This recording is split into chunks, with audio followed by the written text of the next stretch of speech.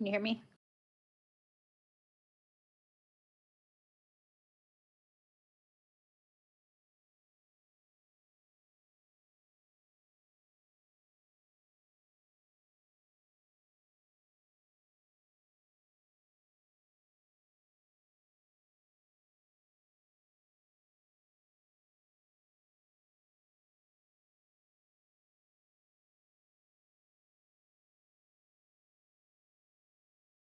Okay, is everyone ready?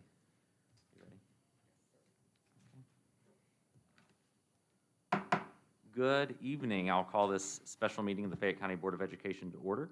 Pursuant to KRS Chapter 61, notice is hereby given that on November 24th, 2021, the Chair of the Fayette County Board of Education called a special meeting of the Board for Thursday, December 2nd, 2021. This notice serves to advise the community and media that the Board's special meeting will be conducted at 5:30 p.m. in room 150 of the John D. Price Building, 450 Park Place. But some board members will appear via video teleconference.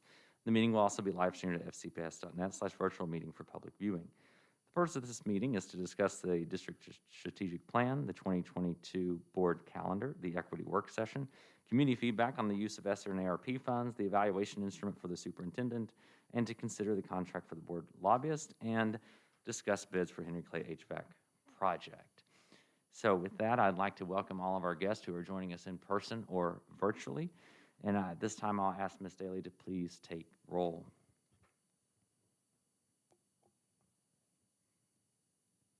Good evening. Good evening. Miss Amy Green, Present. Mr. Tom Jones, Miss Christy Morris, Present. Mr. Tyler Murphy, Present. Miss Stephanie Spires. Present. Thank you. Thank you, Ms. Daly. At this time, I'll ask Board Member Morris to please read our mission statement. Good evening. Our mission is to create a collaborative community that ensures all students achieve at high levels and graduate prepared to excel in a global society. Thank you, Board Member Morris. At this time, we'll do approval of routine matters, and at this time, a motion is in order to approve the minutes of the November 29th, 2021 regular board meeting. Do I have a motion to that effect? I will make a motion to approve the minutes from November 29th, 2021 regular board meeting. Motion by Board Member Green. Is there a second? Second. Second by Board Member Spires. Questions on approval of the minutes for the November 29th regular board meeting? All in favor, please say aye. Aye. Aye. Any opposed? Motion carries 5-0. And at this time, a motion is in order to approve the minutes of the November 29th, 2021 planning work session for December. Is there a motion to that effect? I'll make a motion to approve the minutes of the November 29th planning work session. Motion by Board Member Morris. Is there a second? Second. Second by Board Member Spires. Questions on approval of the November 29th planning work session minutes. All in favor, please say aye. Aye. Aye. Any opposed? Motion carries 5-0. Thank you, board members.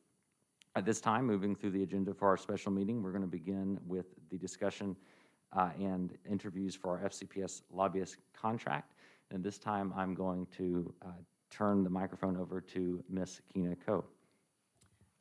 Thank you, Chairman Murphy. I was directed by the board to send out a request for proposal for lobbying services for the board and for Fayette County Public Schools.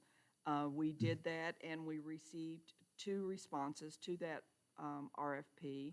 We have with us tonight representatives from both firms. We have Babbage co-founder and Piper Smith. Both are here to make short presentations to the board about the services they could provide to you. The board will then be free to ask any questions that you would like of them.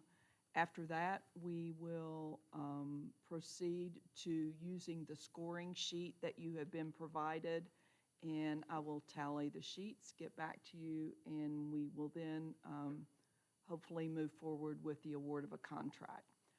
So with that, if it's okay, Chairman Murphy, we'll go ahead and start with Babbage co-founder. Mm-hmm.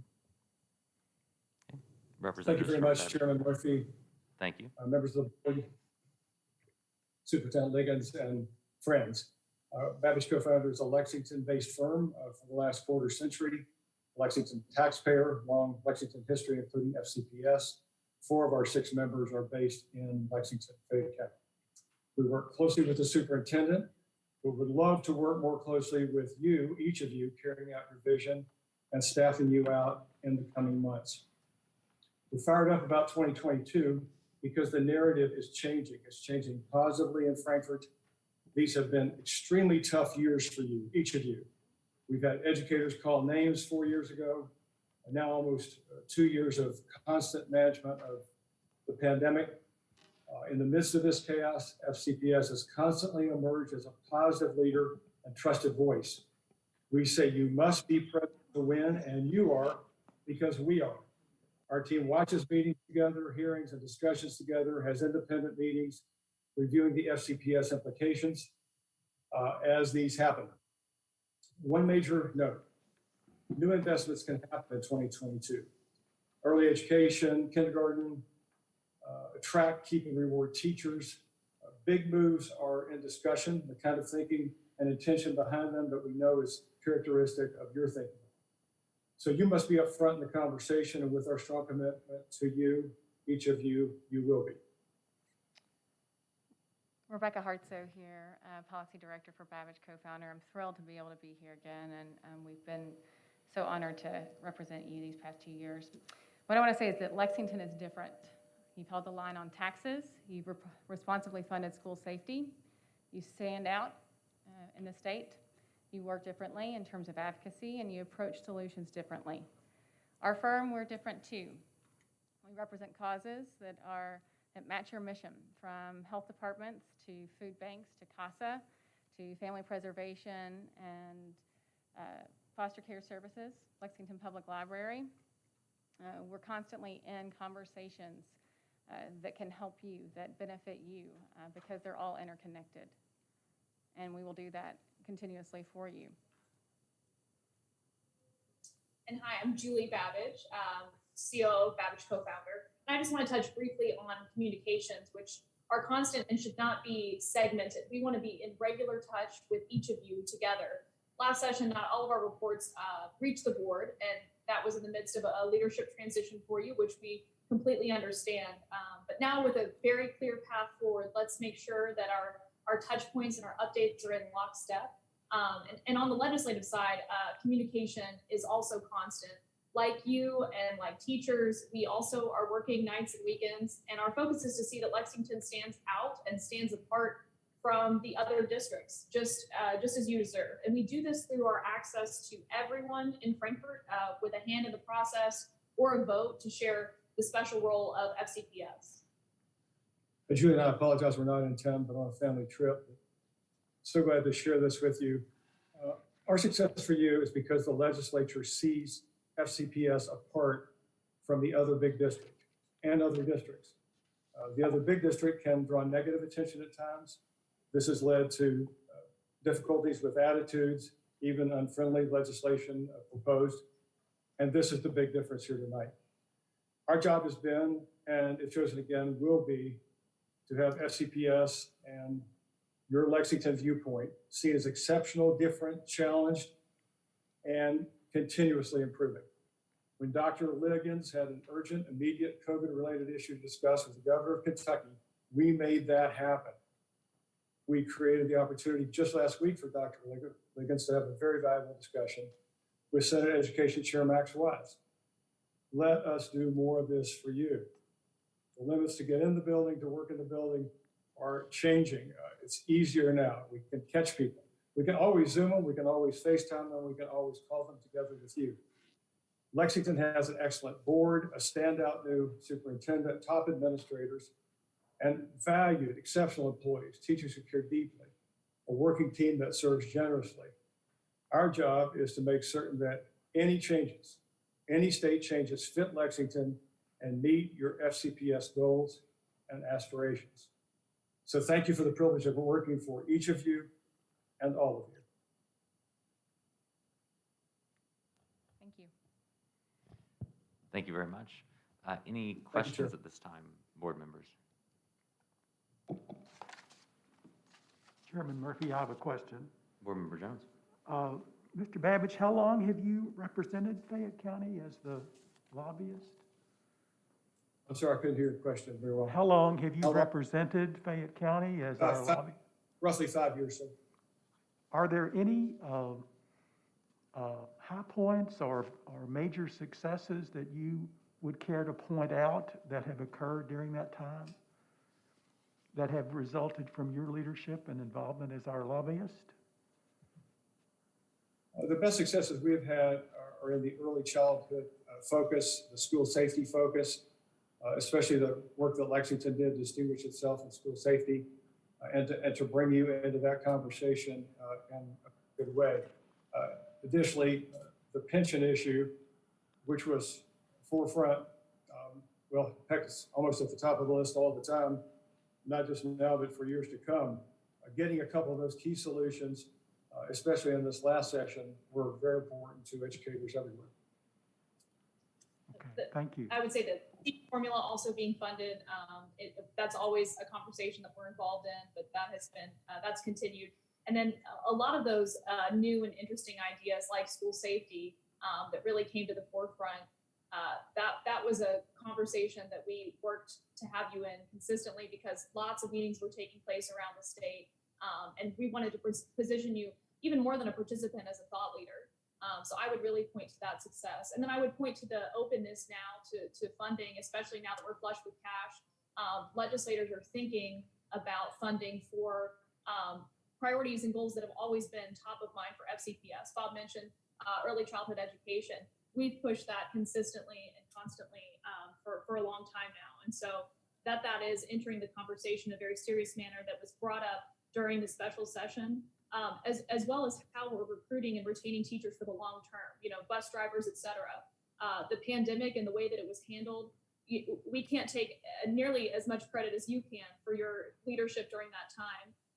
But the conversations that had to be had on a daily basis, really, with the governor's office and with legislative members to help them understand our unique needs and the fact that you have been able to really be successful in that front. We were just proud to be able to have a role in all of those conversations that were so necessary and of moment.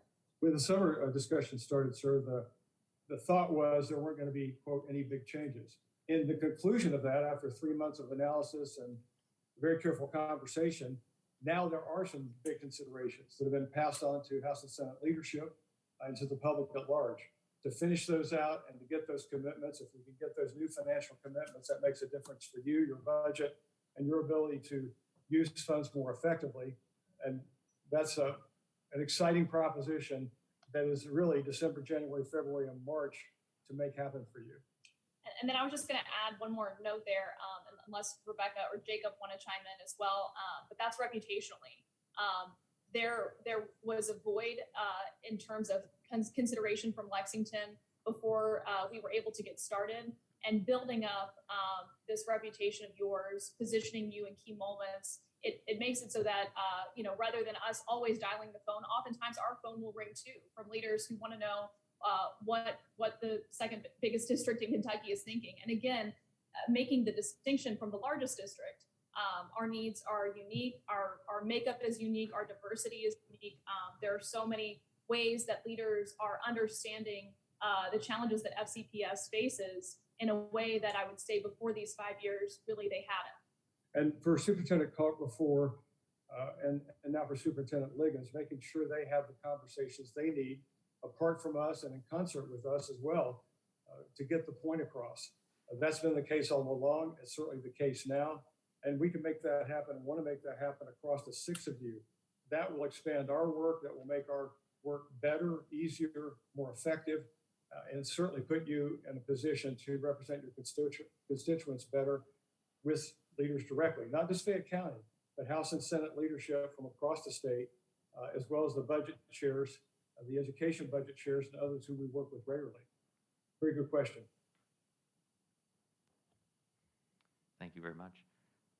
One question that I do have is, looking at your portfolio at large, do you have any situation where you have clients with competing interests, and if so, how do you balance that?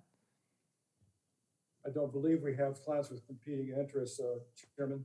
I think as we pointed out, we have clients here locally and statewide food banks, for example, are a pro bono client for ours. That's a statewide issue for that project and programs, benefiting ours here and others. Same for CASA, which we have built and developed out.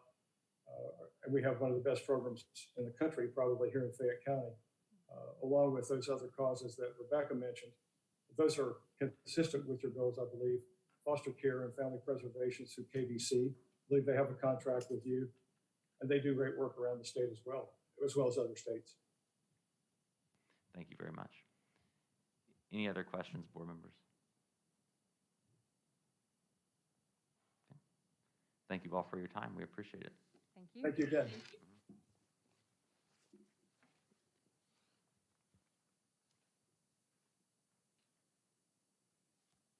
Our next presenter will be representatives from Piper Smith.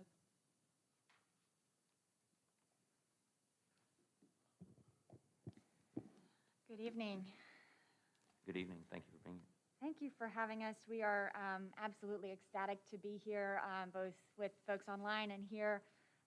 Some of you know us, some of you may not, but public education is a passion for us. It is a passion for me specifically. And so I can't wait to kind of talk to you about what we have going on and what we love to do for Fayette County. I will say that there is a lot of emotion around the educational sphere right now. And I know that because I used to be a school administrator. And I have survived some of those same threats that other public school leaders are experiencing in the field right now. It is a dangerous environment, and it is one where we really need to find common ground. So the time to really find our advocacy groove could not be more important, and it's right now. But again, thank you for letting us be here. Happy to talk about what we've got going on, and we'll take the next slide if that's okay. All right, so public service is a huge responsibility, and advocacy is a huge responsibility. We don't take that lightly.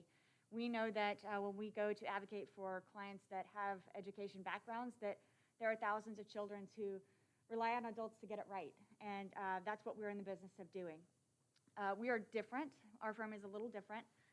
We have a very small book of clients that we take on intentionally. We want to give lots of attention to our clients. Our clients hear from us 3, 4, 5 times a week generally. They're in constant contact with us, and we're making sure that they know what's on an agenda for the Kentucky Board of Education meeting yesterday, and they get the real-time updates when something like the corporal punishment reg is released. So we are constantly in constant contact with our folks, and we do have a product that is actually very unique to us, and we're really proud of. It's our strategic advocacy plans. Those are really detailed, and a lot of firms, well, I actually don't know of any firm who does it. Doesn't mean they don't, but they take time, they take effort, and they hold us accountable. So essentially what those do is we put together a document that aligns the advocacy atmosphere with your strategic plan. I saw that was on your agenda tonight. All of our advocacy work will align directly with strategic planning goals in your organization, complete with an advocacy SWOT, so that we identify the strengths, weaknesses, opportunities, and threats that are on the table. And that comes with a 12-month, month-by-month tactical plan, so you know every moment and every week what we are doing for you and where we are in the progress that we have promised to you. We're really bipartisan in this firm, and we're really proud of that. I have worked for over a decade with whoever comes to the table. And I think that it's important for folks to know that local board members as well as local leaders in the legislature, they don't come there for no reason, that everyone comes with the effort that they want to make Kentucky a better place. And finding common ground is hard. It's part of democracy, but it's something that we have to do. And so we pride ourselves in that bipartisan approach that we have taken for a combined 30-plus years of service to Kentuckians.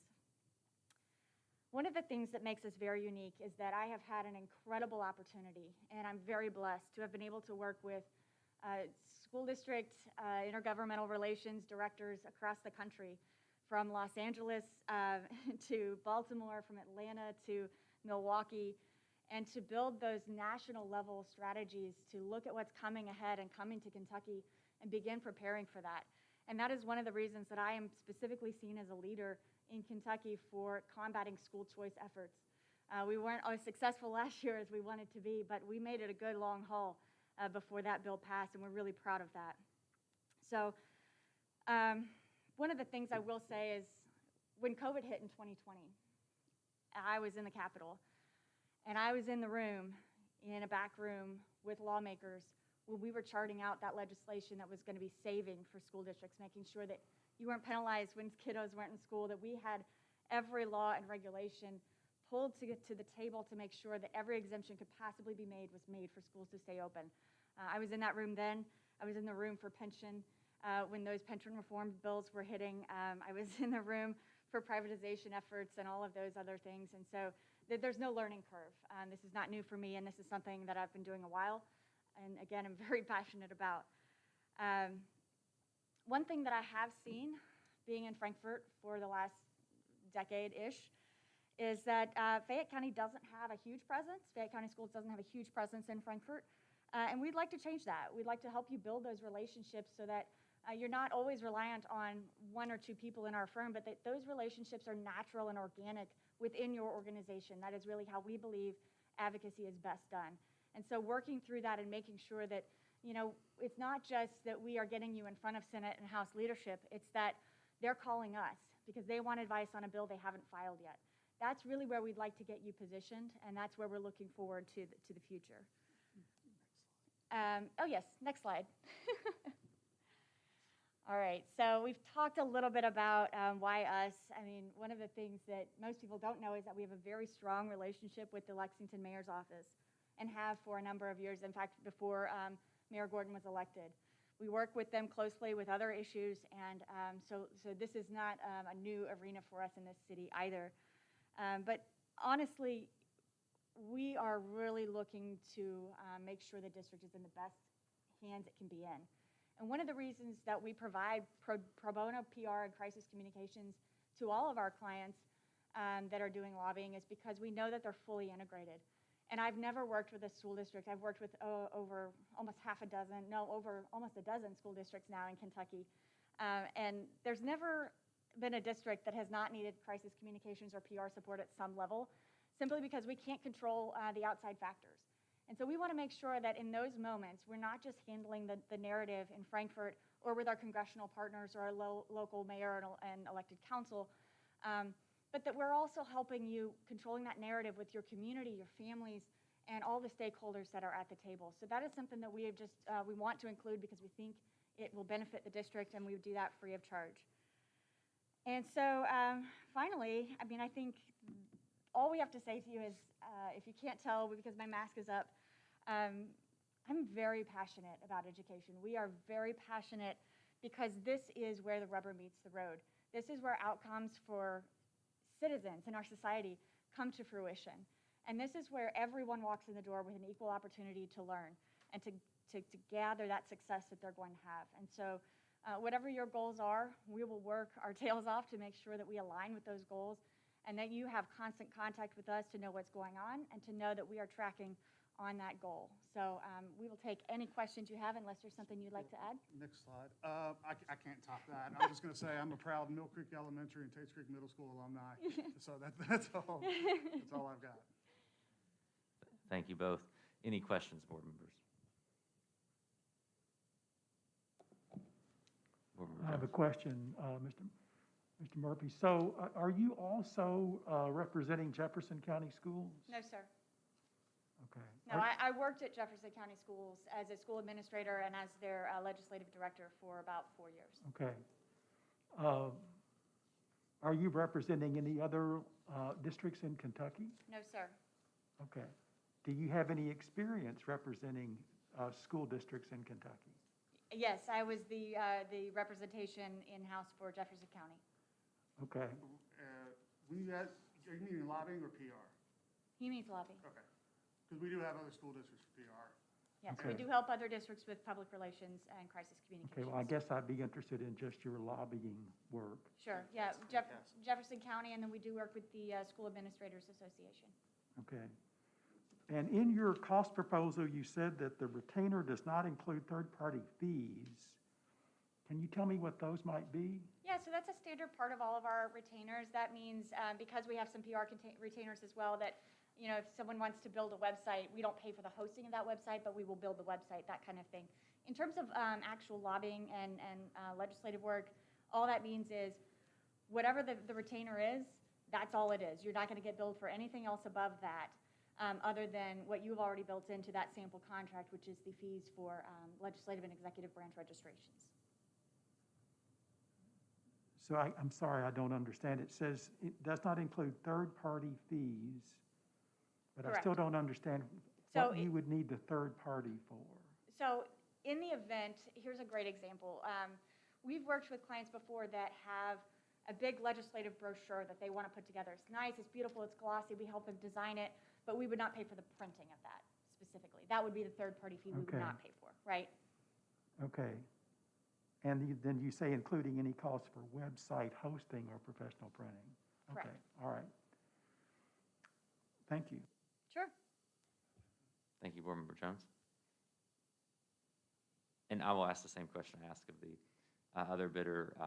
Do you all have any clients with competing interests? And if so, how would you balance that? We do not. We intentionally keep that book very small for that very reason. I worked at one point in my earlier part of my career with the McBrayer lobbying firm, and I saw how in Kentucky, when you get to have dozens of clients, it's very difficult in Kentucky to not have conflicts. And I don't want to go into the room and speak to a legislator on your behalf and have 3 other conversations about 3 other clients at the same time. I want that time to be yours and yours only. So we do not have any conflicts at this time, and I don't anticipate that we would have any. Thank you very much. Any other questions, board members?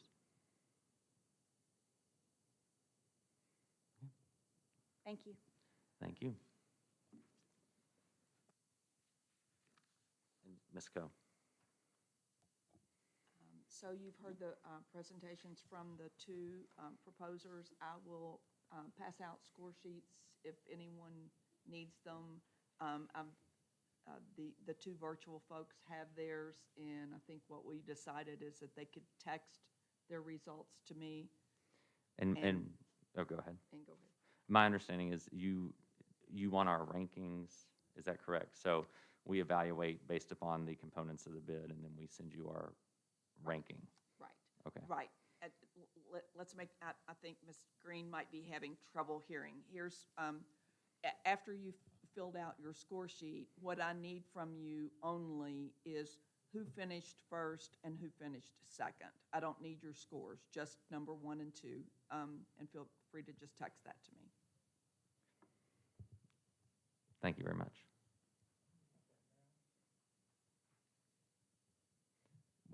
Chair Murphy, may I make a note? Board Member Green, go ahead.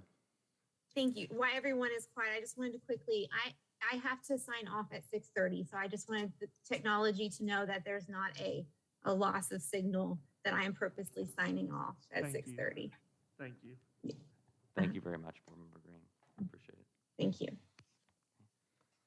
And again, we appreciate both of you all for coming and sharing with us, preparing the proposals for us. And board members, as soon as you complete those evaluations and provide those rankings to Ms. Coe, and then we'll hopefully know something by the end of the meeting. With that being said, we are going to move to the Superintendent's Evaluation instrument.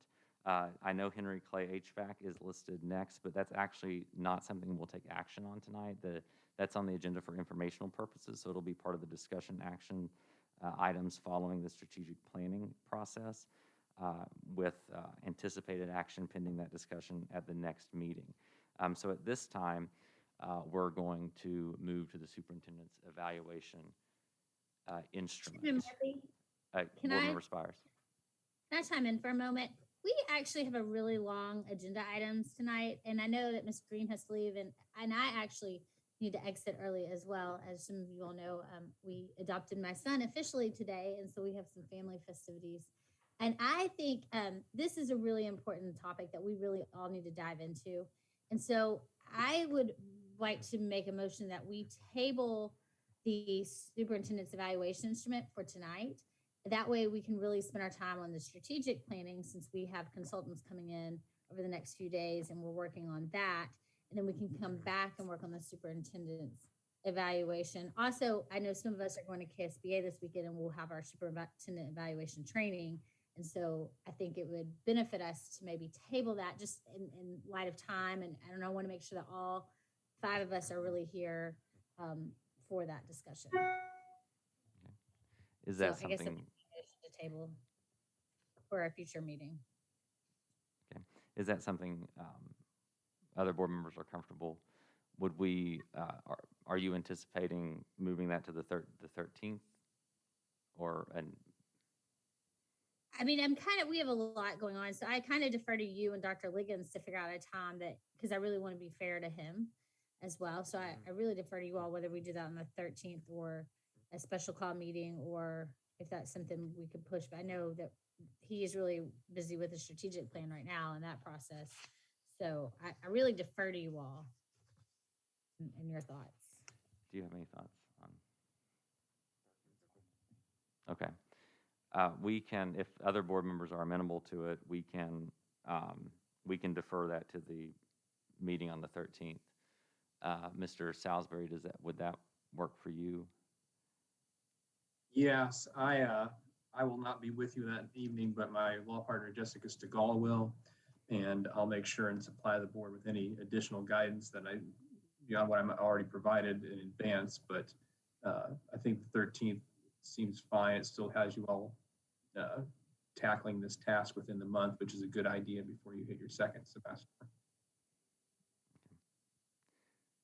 Okay. And Board Member Spires raises a good point. This is a collaborative discussion with respect to the evaluation instrument, and so the more that can collaborate on it at one time, the better. So that there's some value to that. So the 13th makes sense.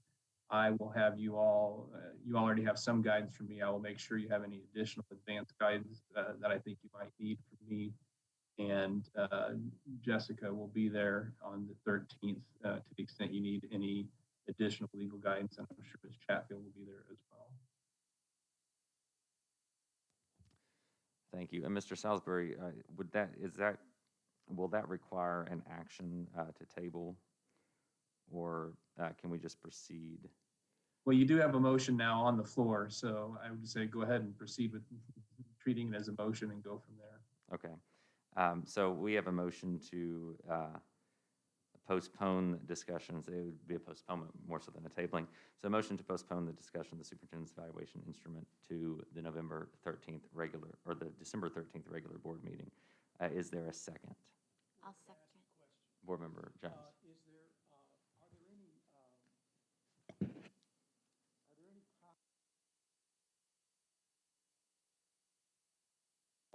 Are there any timelines or deadlines we would be pushing up against if we did this?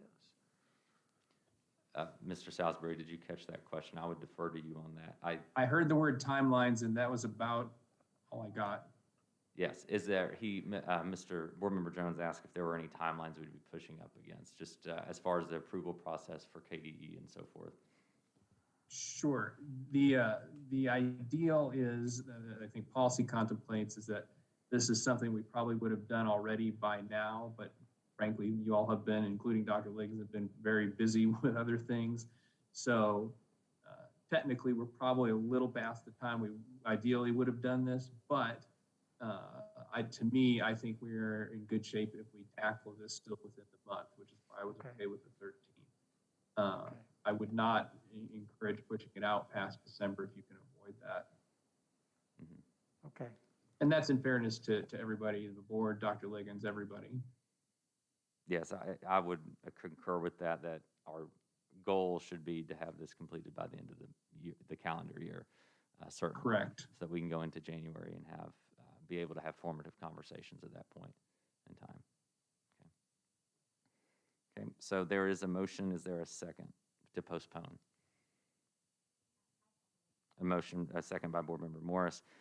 Any discussion on the postponement of the discussion of the evaluation instrument? Okay, hearing none. Questions on postponement of the superintendent's evaluation instrument to the regular board meeting on December 13th? All in favor, please say aye. Aye. Aye. Aye. Any opposed? Motion carries 5-0. And at this time, I'll turn the agenda over to Dr. Liggins for the discussion of the strategic plan. Thank you. Mr. Chair, Murphy. before you do, if I could ask, can I be excused, please? You may be, Mr. Salisbury. Thank you. And likewise, it's not a technology glitch on my end either. Again, good luck. Thank you, everybody. Appreciate it. Thank you. Thank you, Chair Murphy and board members. This evening, we have to present to you the planning process for our strategic plan, and to solicit feedback is Dr. Scott Joftis with 4 Point Education Partners.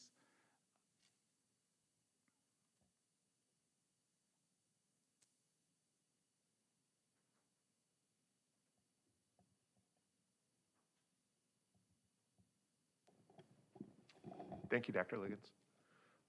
Are we able to? Okay. Hi, everybody. It's great to see you in person. I've gotten to meet, I think, all of you by Zoom call. It's an exciting time. We have completed a management review of the district. I'll be presenting that to you all tonight and getting your reactions to that. And then I will also be beginning to explain the process that we're going to be going through with your permission, and getting some early feedback on sort of priorities and goals. So if we can go ahead. We're going to skip this just in the interest of time, but I wanted to just first tell you about the 2 types of groups that we have created. So in addition, sorry, if you can go, yeah. In addition to you, the board, that will be playing an integral role in both the development and then obviously the approval of the strategic plan, we've created 2 different groups that will be assisting in this process. The first we just met with this afternoon is the advisory group. It comprises 25 individuals who kind of make up leadership across the community. They represent different stakeholders. There's business, religious, nonprofit, and advocacy. And the objective of the advisory group is to sort of help provide a high-level perspective on what's important. So today we talked about what they view as being indicators of success in 5 years. So in other words, what would convince them in 5 years that Fayette County was improving from an educational perspective? And so we went through that. The idea then is that they will convene at least annually and hear about the implementation of the strategic plan as well once it's completed. So they will serve as kind of a critical friend, and it will help us as a school system keep ourselves accountable for not only developing a really high impact strategic plan, but actually putting it into place. Starting tomorrow, we are working with a working group that includes about 40 district staff and stakeholders. It's educators, it's school administrators, it's district administrators and staff. This is the group that will roll up its sleeves and actually draft the plan with our facilitation. So we'll be meeting at least 3 times, possibly 4 times, depending on how quickly we move through the process. And we will then be bringing to you and the advisory group a draft of the plan by December for your feedback. So we were asked, 4 Point was asked to engage stakeholders across the community. We started just before Dr. Liggins was appointed, and then most of the work occurred after he was appointed, and a lot of it was when he was here, but not yet officially working. So we outlined, with mostly working through Dr. Helm, 8 domain areas. They're basically just areas of focus. You can see them there, of what we focused on. And if you go to the next slide, the way we approached this, it was very much intended to be kind of a management review, which is a little different from sort of a comprehensive district review where we would be doing classroom observations. We would be doing much more stakeholder engagement. For this one, we collected a lot of documentation, a lot of data. We interviewed or group interviewed about 125 individuals, most of whom were district employees, but also to include, we also spoke with parents and students, and I guess those were the major groups. Not as comprehensive as we would typically do, because again, the focus was really on how well are our departments functioning and helping us to achieve our mission. So what I'm going to do relatively quickly, although there are 8 domain areas, is to kind of review the findings and recommendations that came out of that comes out of that report, and then we're going to start talking about what you all think of as being the most important goals to set for the organization. Okay, so the first of the 8 domain areas is organizational alignment. Some of you may also know this term by coherence, systemic coherence. The system has defined some expectations of school improvement, and our key finding here is that the level of implementation is still inconsistent and uneven. So we provided a number of recommendations that include creating a framework around school improvement efforts, developing a systemic approach to school improvement. We know that school-based councils make sort of systemic efforts challenging, but we don't think that they get completely in the way and shouldn't get completely in the way from kind of a systemic approach to improvement. We think there are a number of high leverage non-negotiables that all schools can be asked to work on together that would really drive a lot of improvement over time. And then really thinking about how to put kind of a performance management system around those non-negotiables to make sure that they're being implemented effectively and that they're having the type of impact that we want them to have for our kids. The other thing we looked at was the organizational structure and how it was or was not conducive to supporting this focus on improvement and supports for schools. Without going into a lot of the weeds on this, we sort of set out 7 objectives that we thought the organizational structure should address, including improving supports for schools, consolidating functions that we'll talk more about this in the different sections, but there are definitely functions that are spread across the district office that we would recommend bringing together under single departments. Really creating that performance management system and using data more effectively. There's a lot of data available in this district, and it's really just a matter of making sure that it's clean and usable and accessible. And right now, it still has a ways to go in those regards. And then really addressing, and I'm kind of just skipping around just in the matter for time, so stop me if there's something in particular you want to focus on, but really bringing equity up even higher. So there is an equity department. We'll talk more about that because that's its own domain as well. But again, there's some issues around how some functions are spread out, how some are included in the equity office as opposed to their function. So let me just give you an example. The person responsible for diversity recruiting is in the equity office, which makes it hard and not always as aligned as we'd like it to be, as if it were in the HR department, for example. So we can talk more about that when we get to HR as well. I think that's good for now.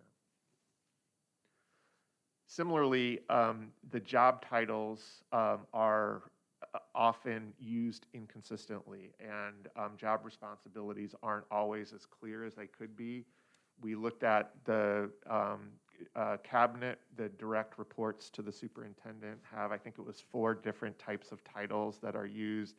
The use of director and associate director seems to be somewhat randomly applied, and there's a lot of the use of the title interim for directors and other things, and we recommend eliminating those as much as possible and really using it only when it is in fact interim and not carrying that on over 3 or more years. Moving on to teaching and learning, there's a lot of really good work that's been put in place to support improved academic outcomes for students. There's been some curriculum development work that's gone on. There's a lot of work around formative assessments. There's been a lot of work done in supporting our students with disabilities and our English language learners. Here we highlight preschool, a lot of really excellent work around that. We do think that while right now there is not unmet demand for preschool services, we do think that the use of Child Find, which is a system for identifying preschool children with disabilities who also meet other indicators around poverty, for example, we can increase the number of students who are being served, and it would be helpful, obviously, to their families, and it will also be helpful to FCPS having students coming into kindergarten more prepared for learning. We do note that while the curriculum has been established, that there are currently some barriers that we would like to see addressed in terms of implementing that curriculum effectively. One is just a question about what the curriculum actually is. There's definitely some questions from teachers and principals in terms of are we talking about textbooks, or are we talking about the curriculum that's been developed? And so I think getting some clarity around what the expectation is in regards to curriculum would be really helpful. The other thing we recommend is an instructional framework. So for those of you who aren't educators, an instructional framework is really a way to help teachers translate curriculum into lesson planning and good instruction. And there's some excellent models nationally that could be used or adapted that are really helpful in terms of identifying high-impact instructional strategies, and especially for students that are being currently underserved. Also, we saw that the district has made really important investments in what's called PBIS, which is Positive Behavior Improvement Services. Help me, Mr. Murphy. Interventions and Thank support. you, thank you. Which is it's a behavior management system around and is intended to reduce disciplinary actions for students and create a classroom that's conducive for learning. That's housed in the Student Services Department, and they've done an excellent job, and it's been well funded. It's not happening as much on the academic side, and that's an area that we would encourage greater attention and investment to support students who are struggling academically to be successful in what's called Tier 1 instruction, which is just the general classroom of instruction. When they're not successful, we need to have systems in place so that we can help them, whether it's going to smaller groups to review material, even going down to single tutoring of students before we start pushing students into special education. And I should say that Fayette County is actually quite good about not pushing kids into special ed, which we see a lot nationally. But those systems of support are really critical, and we need to make sure that those are in place. Professional development is not a strength of the district. Part of that is negotiated away. Only 4 days of professional development are made available to teachers by contract. We like to see at least 10 days. And the way that professional development is provided tends to be kind of a menu of offerings, and teachers are allowed to sort of pick and choose which on the one hand is nice. You want to give some choice and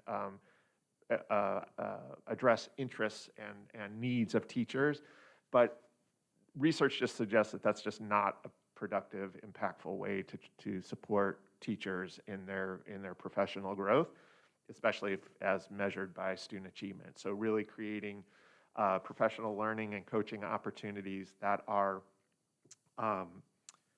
aligned with school and district goals, and where there's a continuous learning opportunity through collaboration, professional learning communities, and other types of structures that can support teachers on an ongoing basis. The last thing I'll say about this one is around data. I mentioned already, there's a lot of assessments used in this district. I think we counted 11 or 12.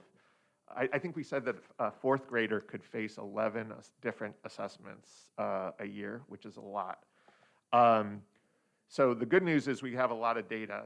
The bad news is that we don't have a single point of access for getting that data and using it in any meaningful way to guide instruction, to guide those tiered interventions that I was just talking about.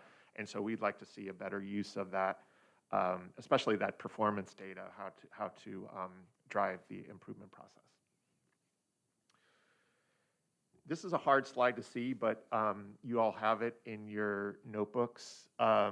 So we looked at equity in a number of different ways, and we're just providing you with one of the tables. So what this is showing you is that as the concentration of Black and Hispanic students increases in a school, the achievement of any one, on average, the achievement of any one Black or Hispanic student goes down. So if you see that gray line going up, it's kind of a squiggly straight line going from lower left to upper right, that's the concentration of Black and Hispanic students in each school. What you can then see is those dotted blue and green lines, I think they are going down into the right-hand corner. That's sort of creating a sort of a correlational line, I guess you can say it, showing you the achievement of the average Black and Hispanic student in reading and math. So I'm sure it is heightened by socioeconomics, culture of the school. There's all sorts of explanations for why that is. And the point of us sharing this is that it just shouldn't be that way, right? And we need to think about why it's happening, understand the causes for that performance, and address them in a way that is impactful. I mentioned earlier under the organizational alignment domain that there is a Department of Equity, School Support, and Community Engagement. It's currently run by an interim. This department is really important, and it's an area that many districts nationally are recognizing the importance and are trying to use to leverage improvements in the areas of equity. It's also very hard to get right. And I guess in short, what I would say is right now, we're not quite getting it right. It's been in flux for many years. The intentions are really good. There's some really good things happening, but we're not affecting things on a systemic level. And partly, I think that's because of what I had said before, which is there's sort of a mix of functions that are happening in there with sort of questionable levels of authority and responsibility. And we'd really like to empower this department using data, looking at how, like the slide I just gave before, which looking at causes for why is that happening? What can we do to address it? Studying how we can ensure that we're removing barriers to learning for all students, especially students of color and immigrant students and students with disabilities. So those are some of the recommendations that we have for the equity department. Moving on to family and community engagement, there, as you all know better than anyone, there's a lot of support in this community for its schools, for its kids. A lot of people who are strongly supportive of sort of this equity focus and objective. We found that 5 years ago when we were here the last time we did a review, and we're certainly saw it again this time. There's a lot of structures and systems in place to engage family and community partners. Like some of the other things you've heard me say, we argue that they are not as well coordinated as they can be, and therefore they're not as impactful as they could be. And so again, what we're suggesting is not to create a standardized approach to family and community engagement. You can't do that. You can't do that if all students, all schools were serving a homogeneous student population, and you are obviously not doing that. And you certainly can't do it when you're serving a diverse student body as diverse as your student body. So what we do think, though, is that there's an overall frameworks that can guide decisions, guide approaches for how we reach out to communities, especially to families and groups that have been traditionally left out of these conversations. We heard that a lot today during our advisory group meeting a couple of hours ago. They felt very strongly that much more needed to be done to support families of color, immigrant families, but doing it in a way that is not quite as haphazard. Community and family engagement is by definition sort of a touchy-feely process, but there are frameworks that we can apply that will help us make sure that that's all that work and love and attention that we're putting into it is actually making the kinds of difference that we wanted to. From a communication standpoint, you'll probably start hearing a similar theme from me. There's a lot of good communications work being done. Families and community members get most of their information and communicate most frequently with the schools. Often with their teachers, but also certainly with coordinators and principals as well.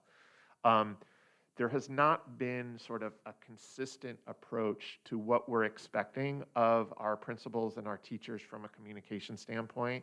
And so we get pockets of excellence, and then we also get sort of lack of clarity about what the role is in terms of communicating both the school and any key system messages that we want to convey. So being very clear about what the expectations are, both for school leaders and district administrators, and helping them to fulfill those. Again, this organizational structure underlines the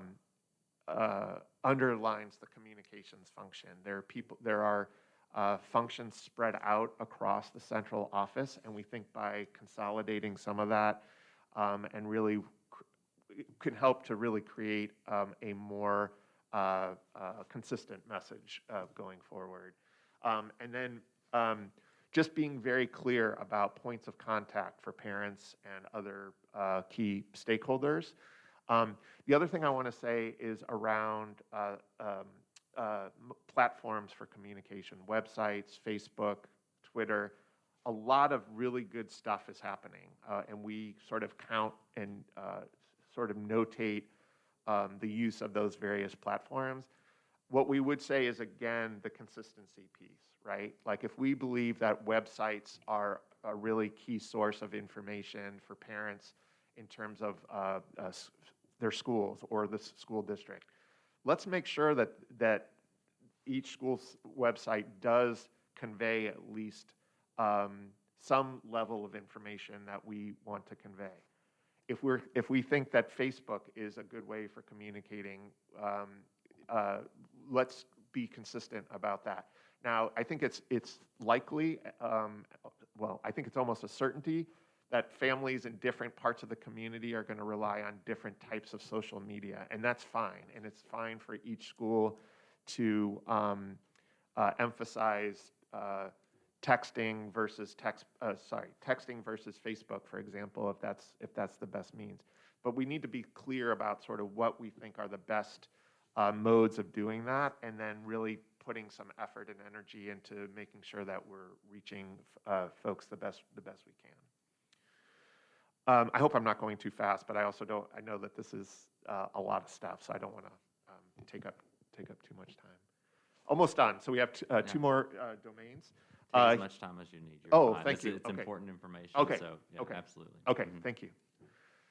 Human resources. The first thing we found is that there are really good systems and structures in place. We have, there's a clarity that principals are responsible for the staffing of their schools, which is important because in some systems it's not always clear.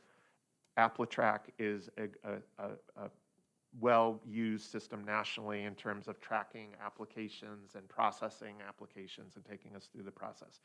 There's policies and procedures that are in place for hiring staff and hiring diverse staff.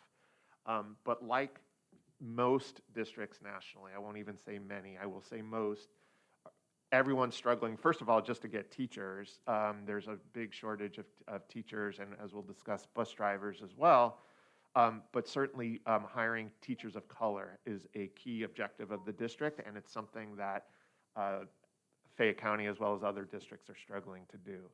So we think it's several factors, and it won't surprise you that it sort of happens at sort of each stage of the process of hiring and retaining teachers.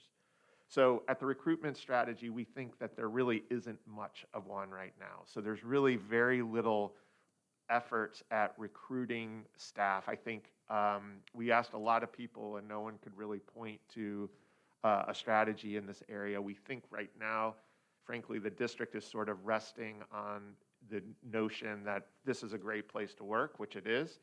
And in the past, maybe the district didn't have to work as hard to bring in talent. It's a new day, right? We all know that. And now we need to really think hard about how are we going to bring not only high quality staff, but high quality staff of color, of second language speakers, et cetera.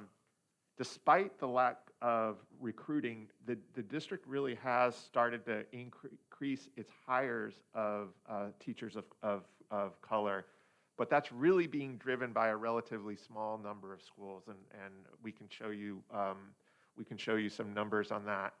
And then the retention complicates things because what happens is different types of schools are better at retaining teachers than others. So just to give you an example, and this is again true nationally, research is quite strong in this area. Teachers tend to move away from teaching in schools that serve high concentrations of low-income students and students of color. We know that nationally, and it's true here. So what happens is you start to see that the most experienced teachers are in our schools that are serving mostly middle class and mostly white students. It's not as I shouldn't say that word. It's not as bad as we see in some other places, but it's definitely there. So that's an issue that has to do with teacher tenure and the rights of teacher tenures and some other things that we could talk about, but it's a problem that we think needs to be addressed. Lastly, on human resources, we noted that as it's currently set up, and this is sort of implied by sort of what I was saying about the lack of a proactive recruitment strategy, the HR department right now is really not set up to be a strategic function in the district. It's really set up to be a tactical one. In other words, we get people paid, we hire people, we process applications, and that's our role. And by the way, that's a big job, right? And that keeps people following the law, and that's all important. But especially in these times of shortages, and especially in this demand that our society is to get a more diverse workforce, it's really important that we elevate that position or that department so that it can play more of a strategic role in terms of recruiting. How do we retain those staff? How do we make sure that they're most effective? And it's not just at the teacher level, it's at all positions. It's important, they play a really important role to play. Oh, I'm sorry, I forgot these other ones, but they're kind of, they kind of are consistent with what I've been saying. So the policies and practices that are in place to be purposefully equitable and to be purposefully transparent are sometimes being undermined. So just to give you an example, a couple of examples, there's a requirement that any new teacher position is posted on the district website and the Kentucky Department of Education website for 15 days. But what happens is that, and this is mostly anecdotal, I should say, but we talked to a lot of people about this, is that there are ways around that through, you know, I know somebody who's been student teaching in that school, and that's going to be my, I'm going to hold off on that, on the posting of those positions so that I can make sure that I get that person. Another example is, oh, I just left my mind.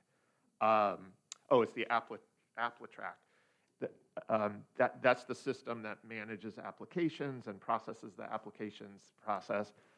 It's often not used in a way that is intended, and again, that means that well, let me just say that it enables favoritism more than if we were following the process, the procedure of using that particular system. Moving to operations, operations is a big domain.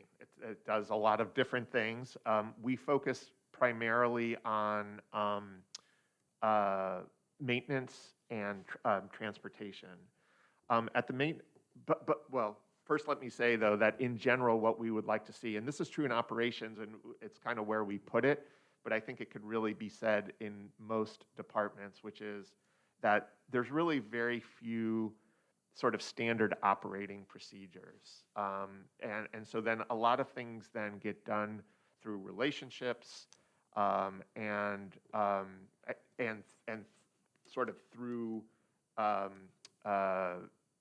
indirect means. I'm trying to think of a better way to say that. But what we'd like to see is some standardization. And where we see that, where we certainly saw that the most, which is why we included it here, was because there was a lot of maintenance staff that expressed a lot of frustration around how principals are requesting work orders.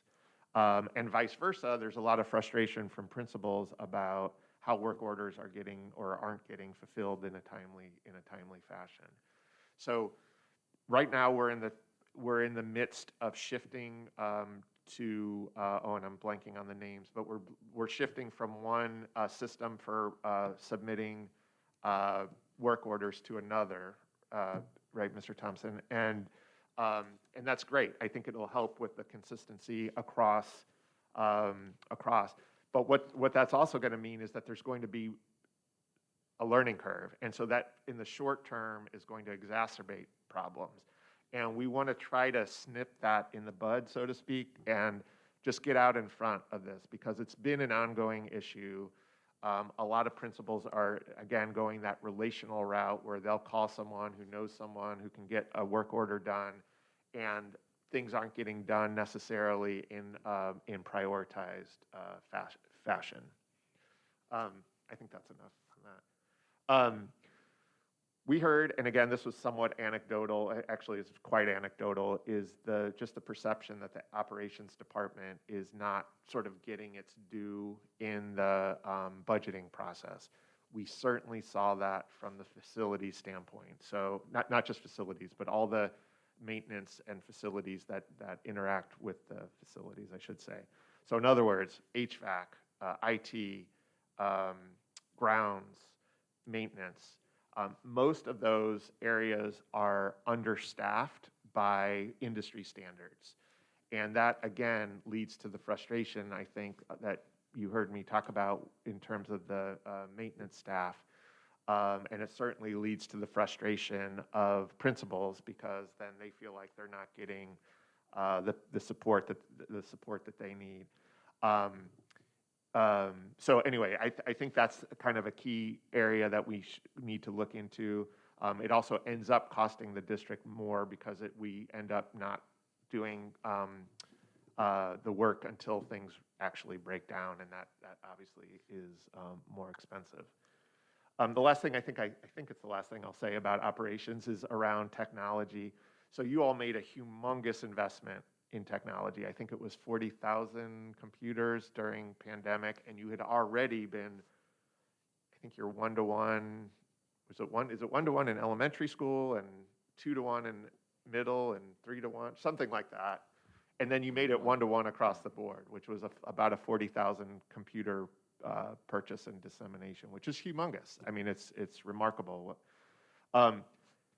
While doing that, there were no technology people added, if I'm correct on this, correct me if I'm wrong, but I think I'm remembering that there was no additional staff added to support that process, and then to support all the needs that teachers have with regard to using that instructional technology effectively, or if things don't go well. And that, again, just creates a backlog and it creates frustration around what is now a critical tool for learning and management. I'm sorry, Mr. Murphy, it looked like you were about to say something. Yeah, I was just going to say that Mr. Moore was shaking his head vigorously. Oh, okay. Okay. I think, sorry. And then the last thing is we just, again, this is anecdotal, and we really think that more needs to be done to look into like a deeper dive into the technology. But it didn't seem like there was, and you can correct me if I'm wrong, but it doesn't seem like there was a lot being placed on sort of the security, and that there's, and that's obviously scary, right? So we need to really make sure that we've got everyone understanding the importance of, changing passwords and all that stuff, but then also if and when it is really just a when and not an if, we do get a hack or we do have some issue around some security breach, that we're able to respond to that quickly. Sorry, there was this last one that I mentioned already, which is the bus drivers. This is a national issue. We do make a couple of recommendations around considering using local providers, local transportation providers, really thinking about how we can help bus drivers deal with the frustration that many of them experience with student behavior issues. What am I forgetting? Oh, and then just offering incentives. We did note that transportation has always been a challenge. I know 5 years ago when we did a bigger review of the district, it was a challenge then, and it's limited the types of programming we can do, whether it's after school or other types of things, because of the availability of transportation. And then finally, finance. The district is really in great financial shape, which is a tribute to you, and it's a tribute to the administrators. It's conservative with a little c, in that there's lots of carryover, well beyond what the state requires from a financial carryover, which I believe is 2%. And this past year, there was a 10 to 11% carryover, which had to do with COVID and things like that. But it's an opportunity to use funds in a way that I'll speak about in a moment.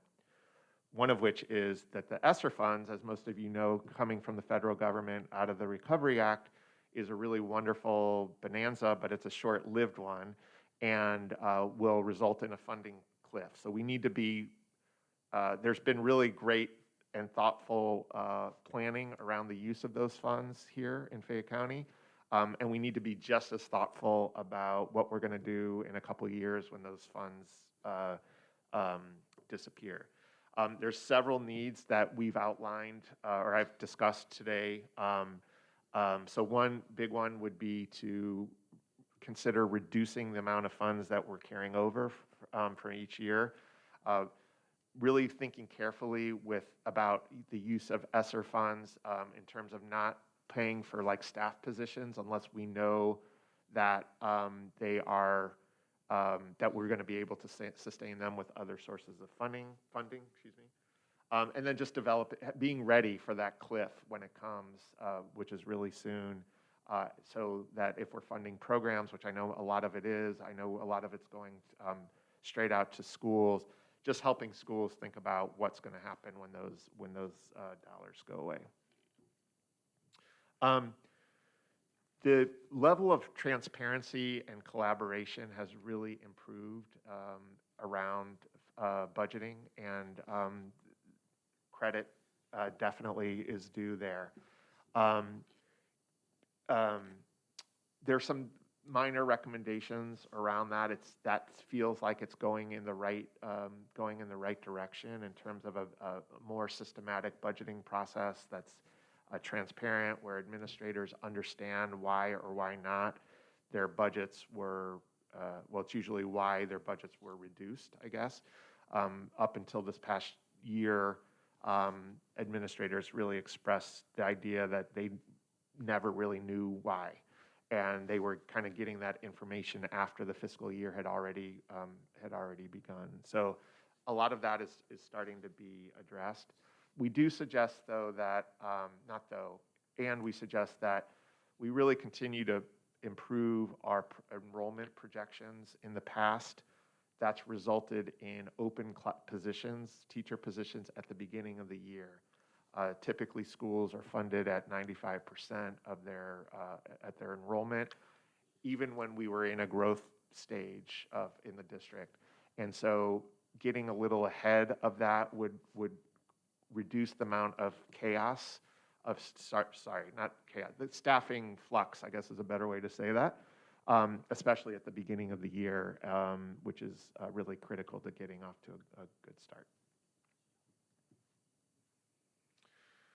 So with the advisory group, I had us pause and work in small groups. I'm happy to just open it up if you all have questions or if you just want to discuss amongst yourselves. Again, I want to make good use of your time, so I'm going to defer to you how you all want to, if you have questions or reflections at all. Thank you, Mr. Joftis. We appreciate it. At this time, board members, if you would like to share any reflections on what you've just heard or questions for Mr. Joftis at this time.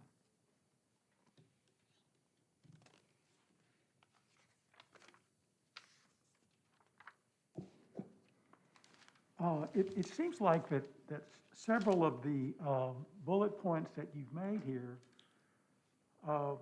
are more just managerial corrections rather than the focus of a 5-year strategic plan. Am I missing something on that? No, that was our charge. It was to do kind of a management review, looking at systems and structures within those 8 domain areas. And so, no, I would agree. I think, it wasn't as comprehensive, for example, as what we did 5 years ago.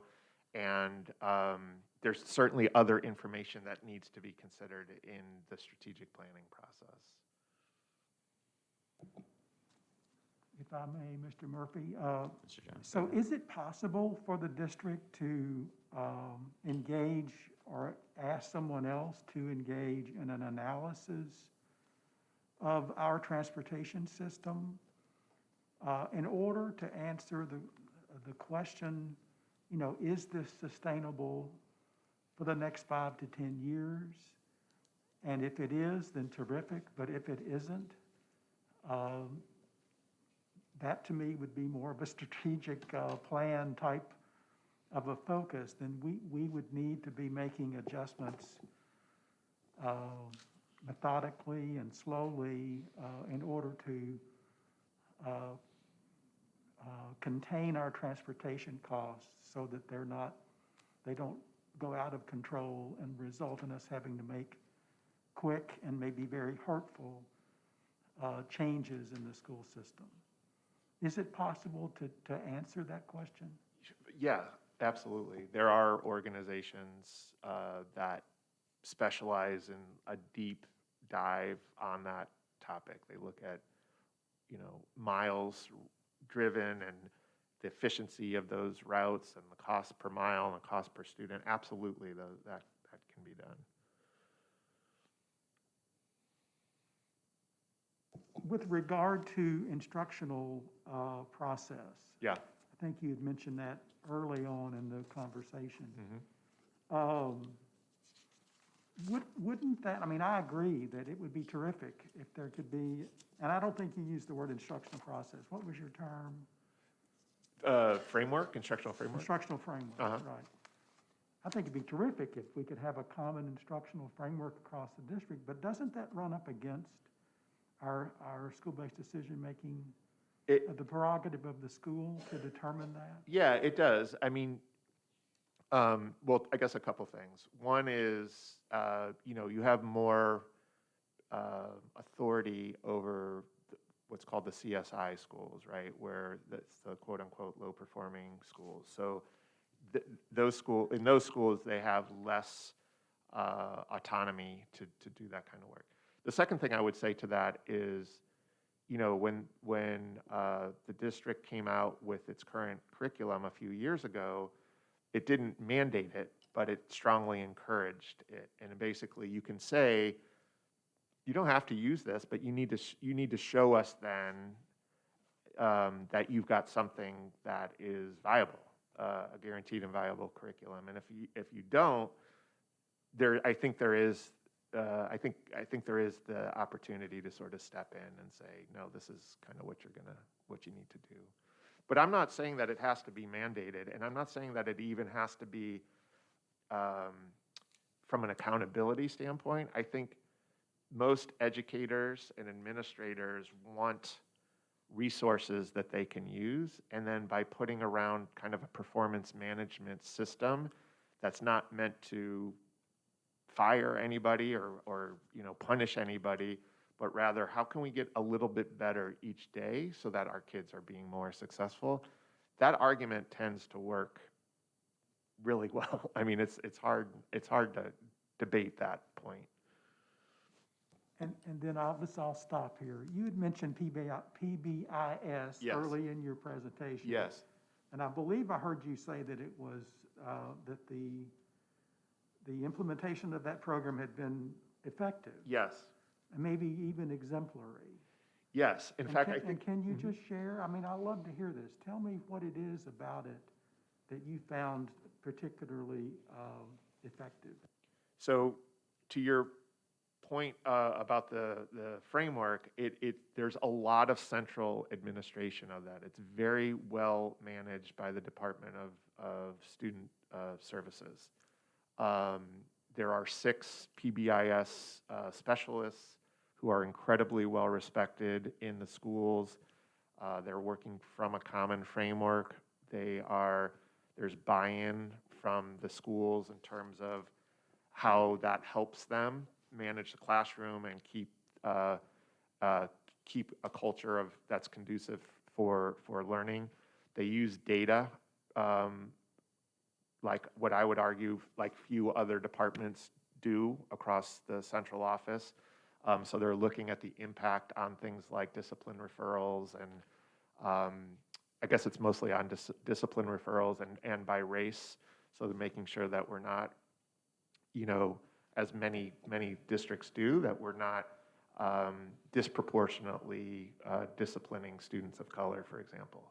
So use of data, really well-respected staff who are in the schools who are welcoming and appreciative of that support and using a common framework. I think those are all kind of the basis for that. Yeah, in my conversations with them, that's my impression. But Okay. isn't that work being managed out of the equity division? No, sir. It's not. No. What division is that in? It's the Department of Student Service, Okay. Student Support Services. Okay, thank you. Yep. Chair Murphy, Board I'm going Member to jump Morris. in because it's on that same subject. Could you elaborate on what you meant by not happening on a tier 1 basis? Yeah, so sorry. So that was in reference to, so PBIS is what's considered a behavioral intervention system. So that's helping reduce, discipline referrals and creating a culture of that's conducive for learning. What I was referring to then is what's called RTI. There's lots of acronyms. So response to intervention, or here we call it MTSS.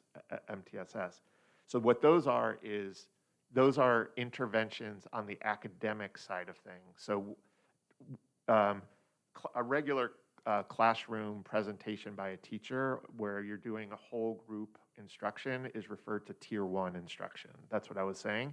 And then Tier 2 would be if, let's say you have 4 or 5 students who are struggling with the material, you do maybe after school, you do a little session with them to make sure that they're understanding what was taught that day, and you're helping them with homework.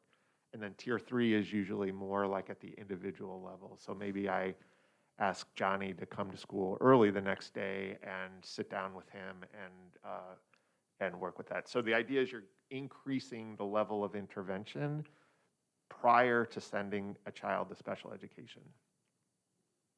So just to clarify, I think what you're saying is, in contrast, we're not using data in the same way. Is that what you're trying to say? That's what Okay, I'm saying. Thank you. Yeah. And I will say it's been defined by the district, or has been defined as a non-negotiable, which is, in other words, that we're expecting all schools to do it, but it hasn't been treated that way. So whereas PBIS has increased its level of supports to schools, MTSS or RTI has actually decreased, and I think, correct me if I'm wrong, somebody, but I think it's just one person now at the central office who's supporting schools in implementing that. Thanks. Anything else? Thank you, Board Member Morrison, Mr. Joftis. One question I'd have, you mentioned on slide 24 under finance findings, you mentioned the enrollment estimates reportedly lead to suboptimal staffing at schools, and that's feedback that I've heard as well. One question I have is, we have that conversation about revisiting enrollment projections. Have those discussions included the impacts, particularly on our high schools, who typically look at developing schedules and master schedules in the spring when students are scheduling? And those, at that level, you have departmentalized positions, right? So that you have less flexibility.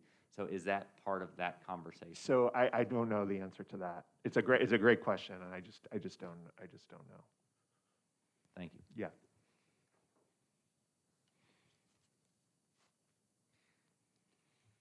And another conversation that has come up among the board, addressing, one of the reflection questions is, what do you think are the most important 2 to 3 recommendations for the new strategic plan? We've talked about facilities and our needs for both construction-related needs and maintenance-related needs. Has that come out of the advisory group discussions you've had so far? Where do you see that fitting in a strategic planning process? Have you seen that done in other districts? So are you saying actually like building new facilities, or say more about what you mean there? Determining how our facilities, carrying out our facilities plans align with the strategic mission, vision, and goals of the district. Yeah. So tell me again. So the question is whether we can. So we didn't address that today, at least in the advisory group. That didn't come up. It can be addressed in the strategic plan. I think, if I'm fully understanding the question, I think it could be done through this question of staffing, which I think right now we would say is short of what's needed to maintain and address the various needs that the facilities have. But tell me if I'm not answering your question.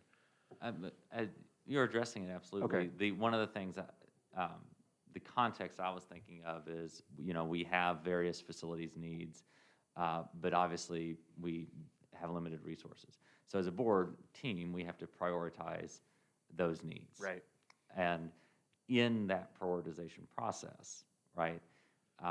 How can we think strategically Yeah. about that and Yeah. prioritize those needs in the context of limited resources in such a way that we're moving toward the strategic goals of the district? Does Yeah, that make sense? It does, and I'm trying to think of the best way to. If I may, Yeah, I please. think I have and Myron, I'm comfortable with you chiming in as well. The board approves on a separate item. We have a facilities plan that goes multiple years out. I think what will result from a strategic plan would be we ultimately adopt, these are our instructional goals, these are our goals overall, this is where we like to see our district. And then taking a look at that and that informing that facilities plan to say, okay, we said we really want to increase Black boys' reading scores, for example, and that's an important strategic goal of the districts. Where in this facilities plan is addressing that? And then seeing it, I don't think it has to necessarily be all in the strategic plan. I think the strategic plan informs those other plans. I would agree, Dr. Liggins, and if there are any new initiatives or programs that would require facilities, such as the two that are on the current plan, that would be part of the strategic visioning in terms of making sure that that's reflected on the district facility plan as well. So balancing between the existing infrastructure and maintaining it, as well as anything that would be required from any strategic initiatives from the board. Yeah, absolutely. And that's kind of the point I'm getting at, is making sure that we're not thinking in two separate lanes, that we're not thinking strategically here and then making facilities decisions here, recognizing that they go together, right? Yeah. That they work in hand in glove. Yeah. And being intentional about those decisions. Absolutely. And that's why the working group, which meets for the first time tomorrow morning, is a cross-section of facilities people and instructional people and operations and finance. And it really is to get all that input all at the same time. Thank you. Any other questions or reflections, board members? Maybe Ms. Spires has a question. I can't believe she has it now. I have another You all question. asked a lot of my questions. I just really want to thank the group for doing this. I feel like it was really comprehensive. It hit a lot of things that, we've talked about. For example, hiring minorities more in our schools and in our classrooms. We know that's been an obstacle and a challenge. We've seen the change in central office, but we know it's been slow to implement in schools. I think, talking about PBIS, as we just did, I really just want to commend you all. I think you all have done a really thorough and a really thorough assessment. And I think that that's given the strategic planning team some knowledge, and we can go from there. Thanks very much. I have Board Member one Jones. other question. Would your analysis have examined the degree to which large class sizes may be impacting student performance? We did not in this report. I'm trying to remember if we did something like that 5 years ago, but we did not in this report. Okay, Yeah. thank you. Yeah. Board Member Morris? I have one more question. For some of the issues that were brought to light, some of them I think, we were aware of, will there be sort of an opportunity for us to engage in how we move forward, how we use this information beyond the strategic plan, like specific, just for example, with teacher retention, when I think of that problem, I really think that it's just the supports there, so you don't have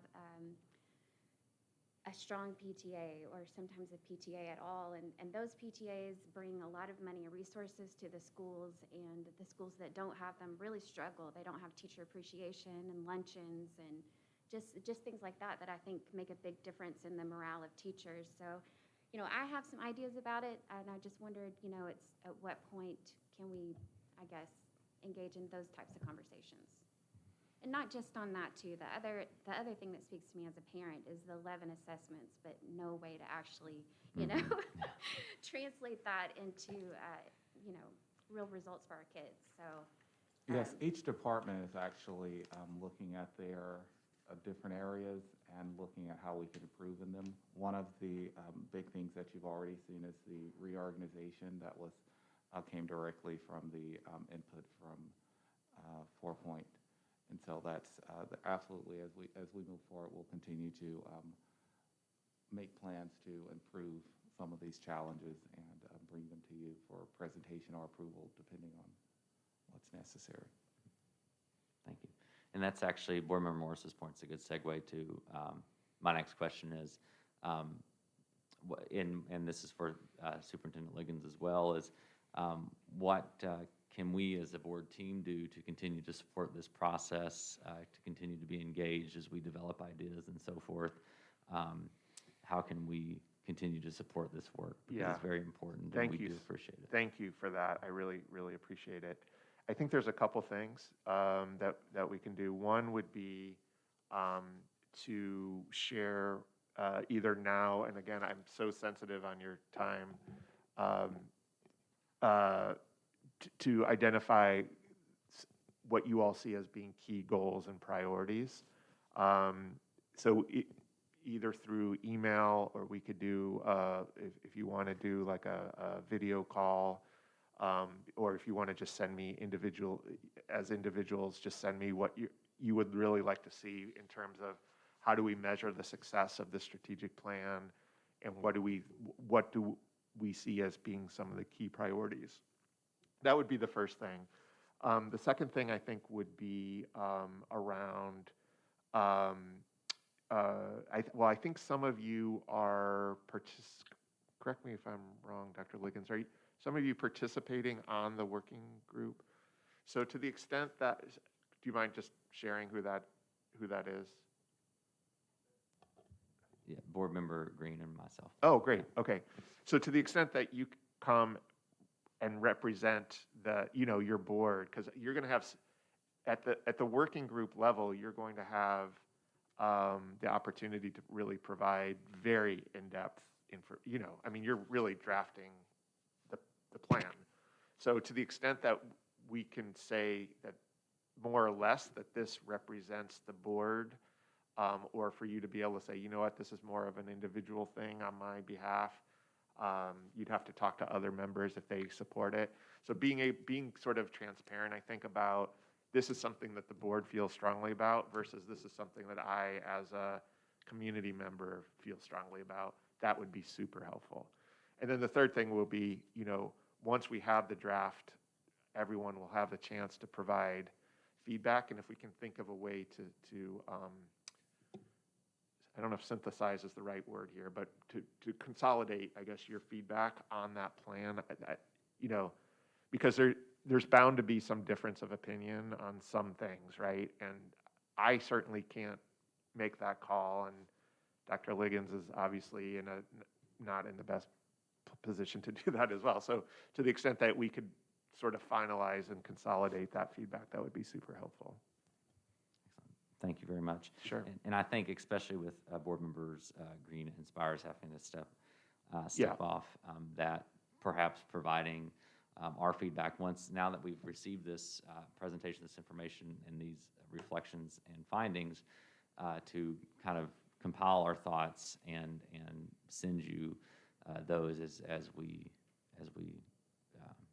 think about and reflect upon this information. So that's great. Is that amenable to you all as well? Could you repeat that? Yeah, as we reflect upon what we just heard tonight, we send our feedback and comments and reflections and input directly to Mr. Joftis to help inform their work going forward. And then, of course, I mean, this certainly will not be the last time that we'll be discussing the strategic planning process in a setting like this as well. Of course. I believe, is your contact information included in this? If not, we can definitely make sure it's sent out. Yeah. I don't know if it's in that, but yeah, we'll make sure that you all have that. Chair Murphy, I have just historical clarification that I'm sure when we went to the 4 days for professional development, was that 100% because the state funding was reduced for that? Does anybody recall what it used to be before the funding was cut down? Is there anyone that knows the answer to that? I do know for next, as early as next school year, I did ask the calendar committee, based on this feedback, to actually meet to discuss different calendar options. And so we're actually looking at seeing if it's possible to add in those days back at the beginning of the year.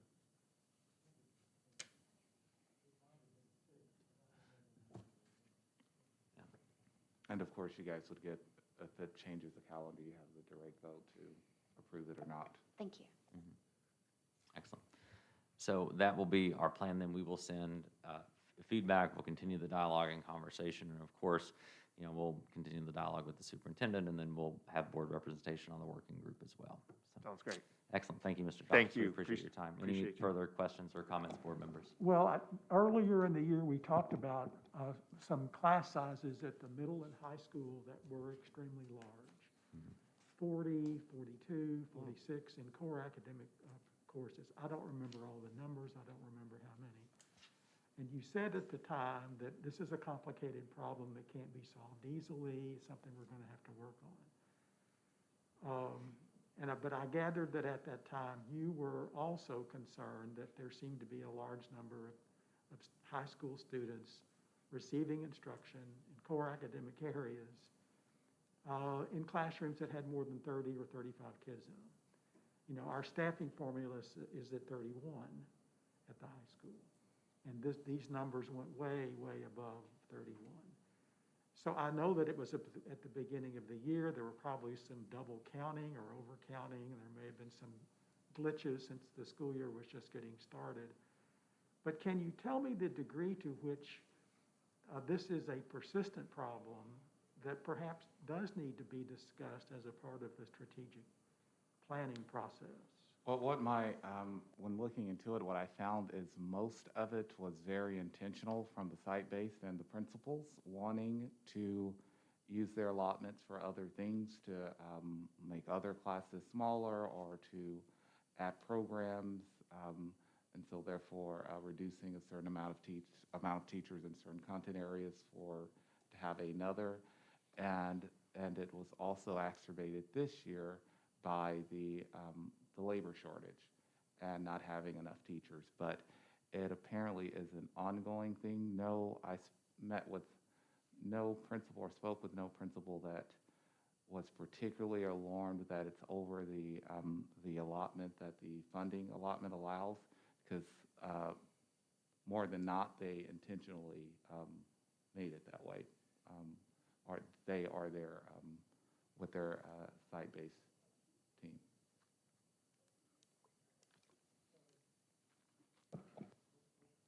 Well, thank you. You're welcome. Thank you, board member Jones. Any other questions or comments, board members? Excellent. Thanks so much. Thank you very much for your time. Thank you, sir. And at this time, I will turn the agenda over to Mr. Thompson to discuss the Henry Clay HVAC renovations. Thank you, Board Chair and board members. This is sort of a continuation of the discussion on facility needs, tying back into Dr. Joftis' information here. And before you is a recommendation for replacing the multi-zone rooftop units at Henry Clay High School. These units are beyond their useful life. It has resulted in some significant thermal comfort issues for the occupants of that facility. The units themselves are 27. That represents the single largest amount of units across the district at any one location. The next size school is 10. So it's pretty significant difference in terms of the number of units that are there. So we are proposing that with the board's authorization to move forward with this project, to go ahead and purchase some customized units for replacement. This is a replacement of the existing equipment that would be ordered, and we would start next summer, and we would have a bid in January for the labor portion of this project. and have this ready for school next fall.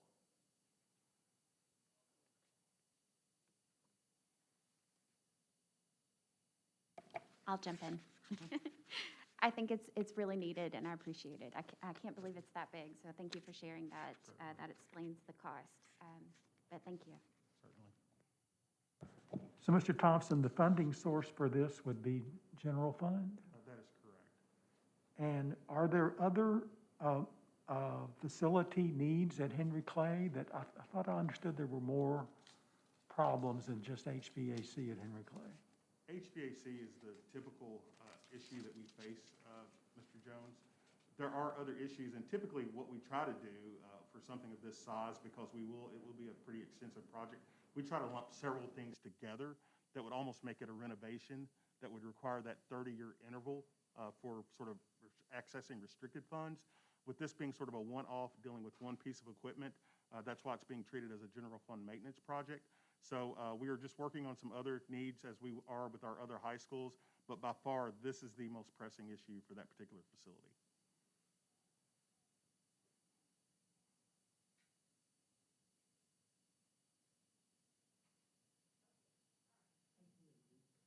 Okay.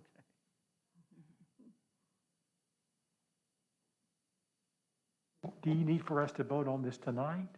No, sir, it's on the 13th. We Okay. just wanted to have this as a semi-planning Okay, discussion. all right. To give the board the information, to give you enough time to review it. Okay. And if you have any questions, we would be glad to answer them. We do have the engineer here available tonight, as well as our maintenance director, who's new. He came to us from Toyota over the summer, so we're working very closely together, trying to get some of the things that, I want to say crossing off this, but 4 points referred to in terms of standards and getting some operating procedures in place. So he brings a wealth of experience to the table and sort of getting some of that private sector influence into our operations here. So, but yes, no action needed tonight. We would just take it up on the 13th. Okay.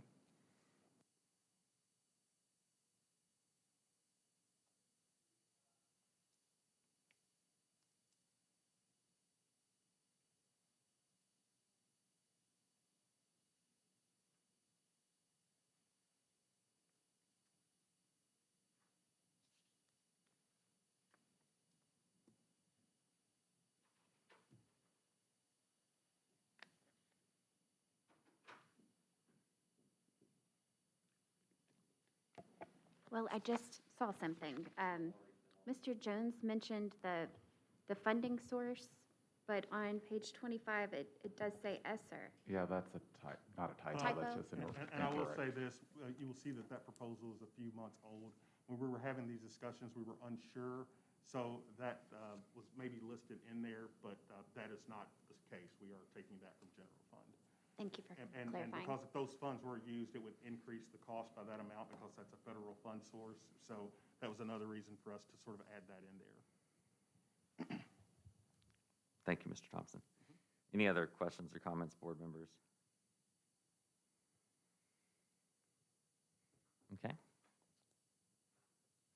Then at this time, I will turn the agenda over to Dr. Liggins to discuss the 2022 board calendar, which you should have a handout in your packet that includes a draft of that agenda planning calendar.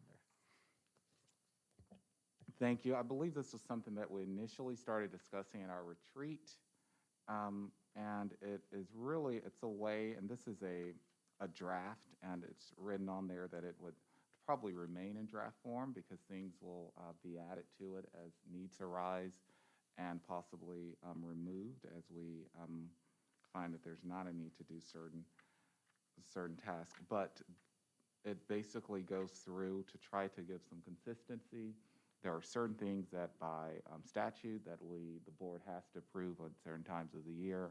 There are also certain priorities that the board themselves have placed.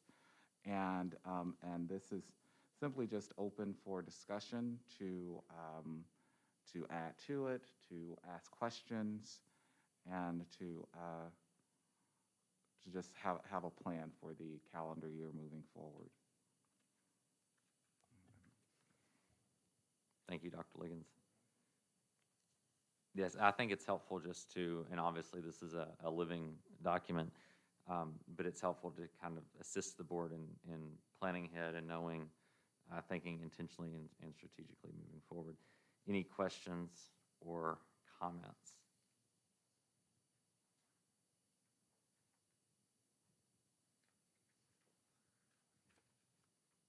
So how will the budgeting process be different this year as opposed to last year?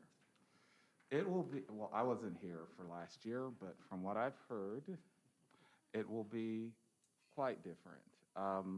There will be absolutely no crunching of numbers or creation of budget until after we meet with the board and hear your priorities in February. At that point, that will inform administration exactly how we're going to move forward with the budget in general. So that meeting in February is of critical importance for us to start the budgeting process at that time. But being that that is the sole function of the board, we want to make absolutely sure that we receive your input before any work starts. May I add one point? Absolutely. We will be bringing to you a draft budget in January, but it is just a check the box kind of thing. No priorities will have been set. It's a requirement of the law, and at that point, basically what we would bring to you is a copy of this year's budget going into next year, as if nothing had changed. There will not be any decisions that have been made, but we have to bring that to you. So I didn't want you to think, Yeah, great clarification. when we bring that in January, that we had already started the process. It's just a check the box.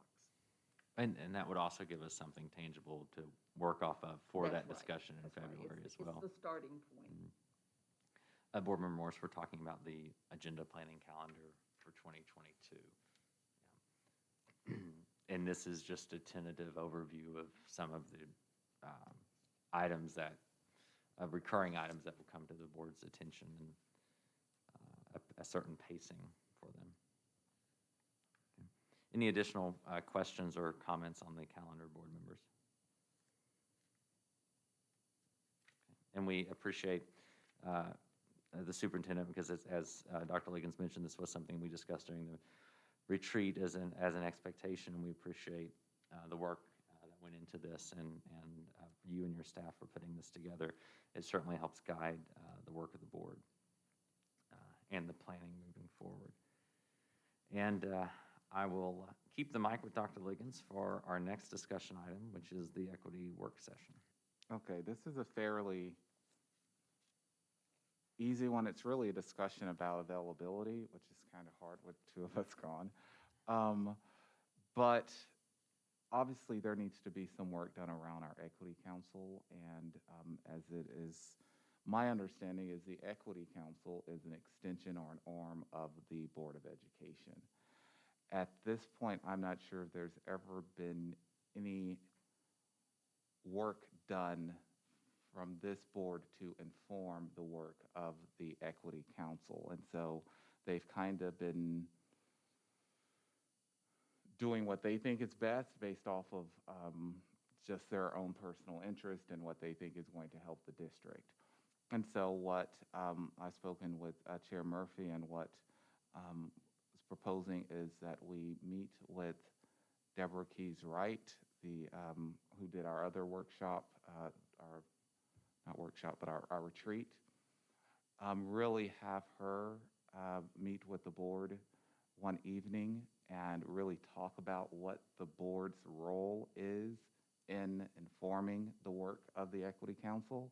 Just kind of a quick not I say quick, possibly 2 to 3 hours of this is what you do for the Equity Council, this is how it's an arm of you, this is your role versus their role, this is how you inform them of their role and your charge to them. And then thereafter, you all actually, we take some time for you all to have that charge put into place. And then the Equity Council will actually have a retreat with Deborah Keys Wright, very similar to ours, a 2-day retreat, where they really get a full charge of, and really letting everyone know exactly.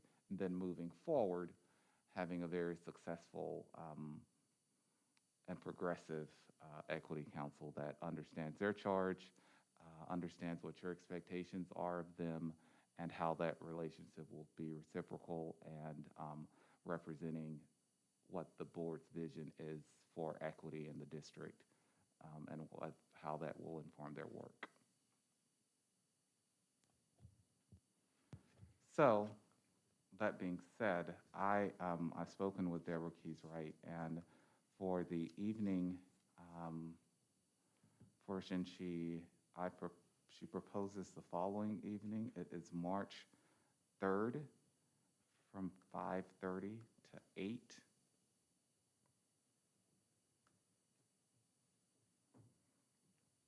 Which is a Thursday evening. Excuse me.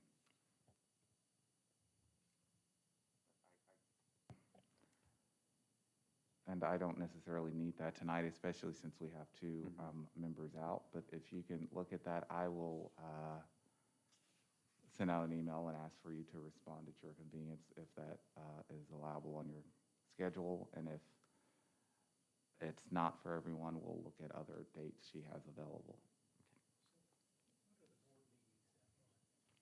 It would be the 14th and the 28th. The 14th is the planning session, the 28th is the regular meeting. And then there's the 7th would be disciplinary hearings, potentially.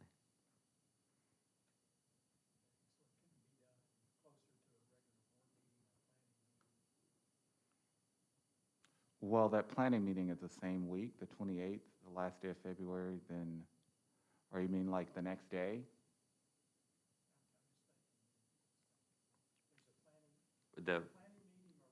The regular board meeting is the 28th, February 28th. And that's Monday, and then that Thursday would be this session. Okay. I'm agreeable to that time. That works for me tentatively as Good. well. I'll just send the email to the other two. Okay. Thank you guys very much. Thank you. And are you guys okay with the plan that we've discussed? Do you think that's a good plan? Anything we want to add to it? Yeah, she's worked with several equity officers and teams, as far as I understand.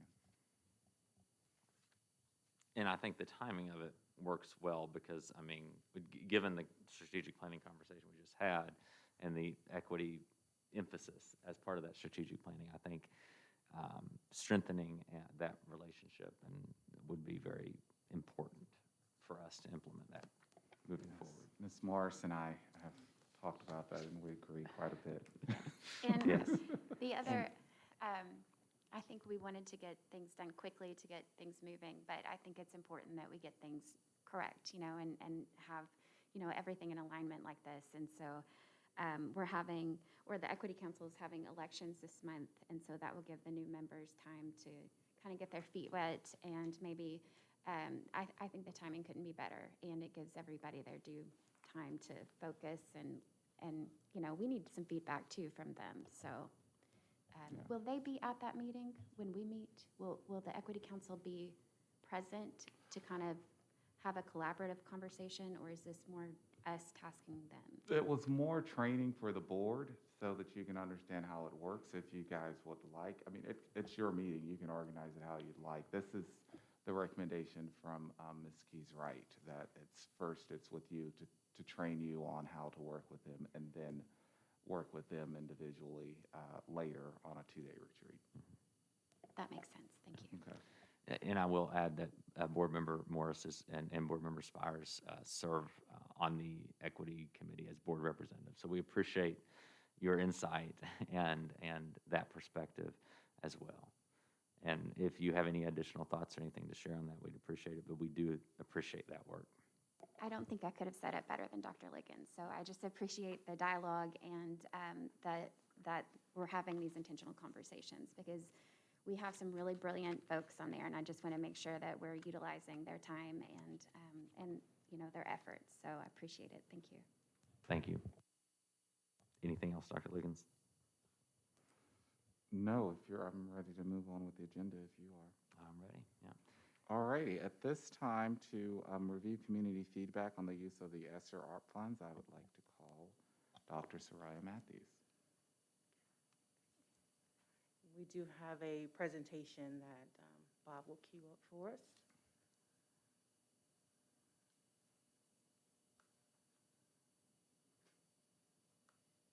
Thank you.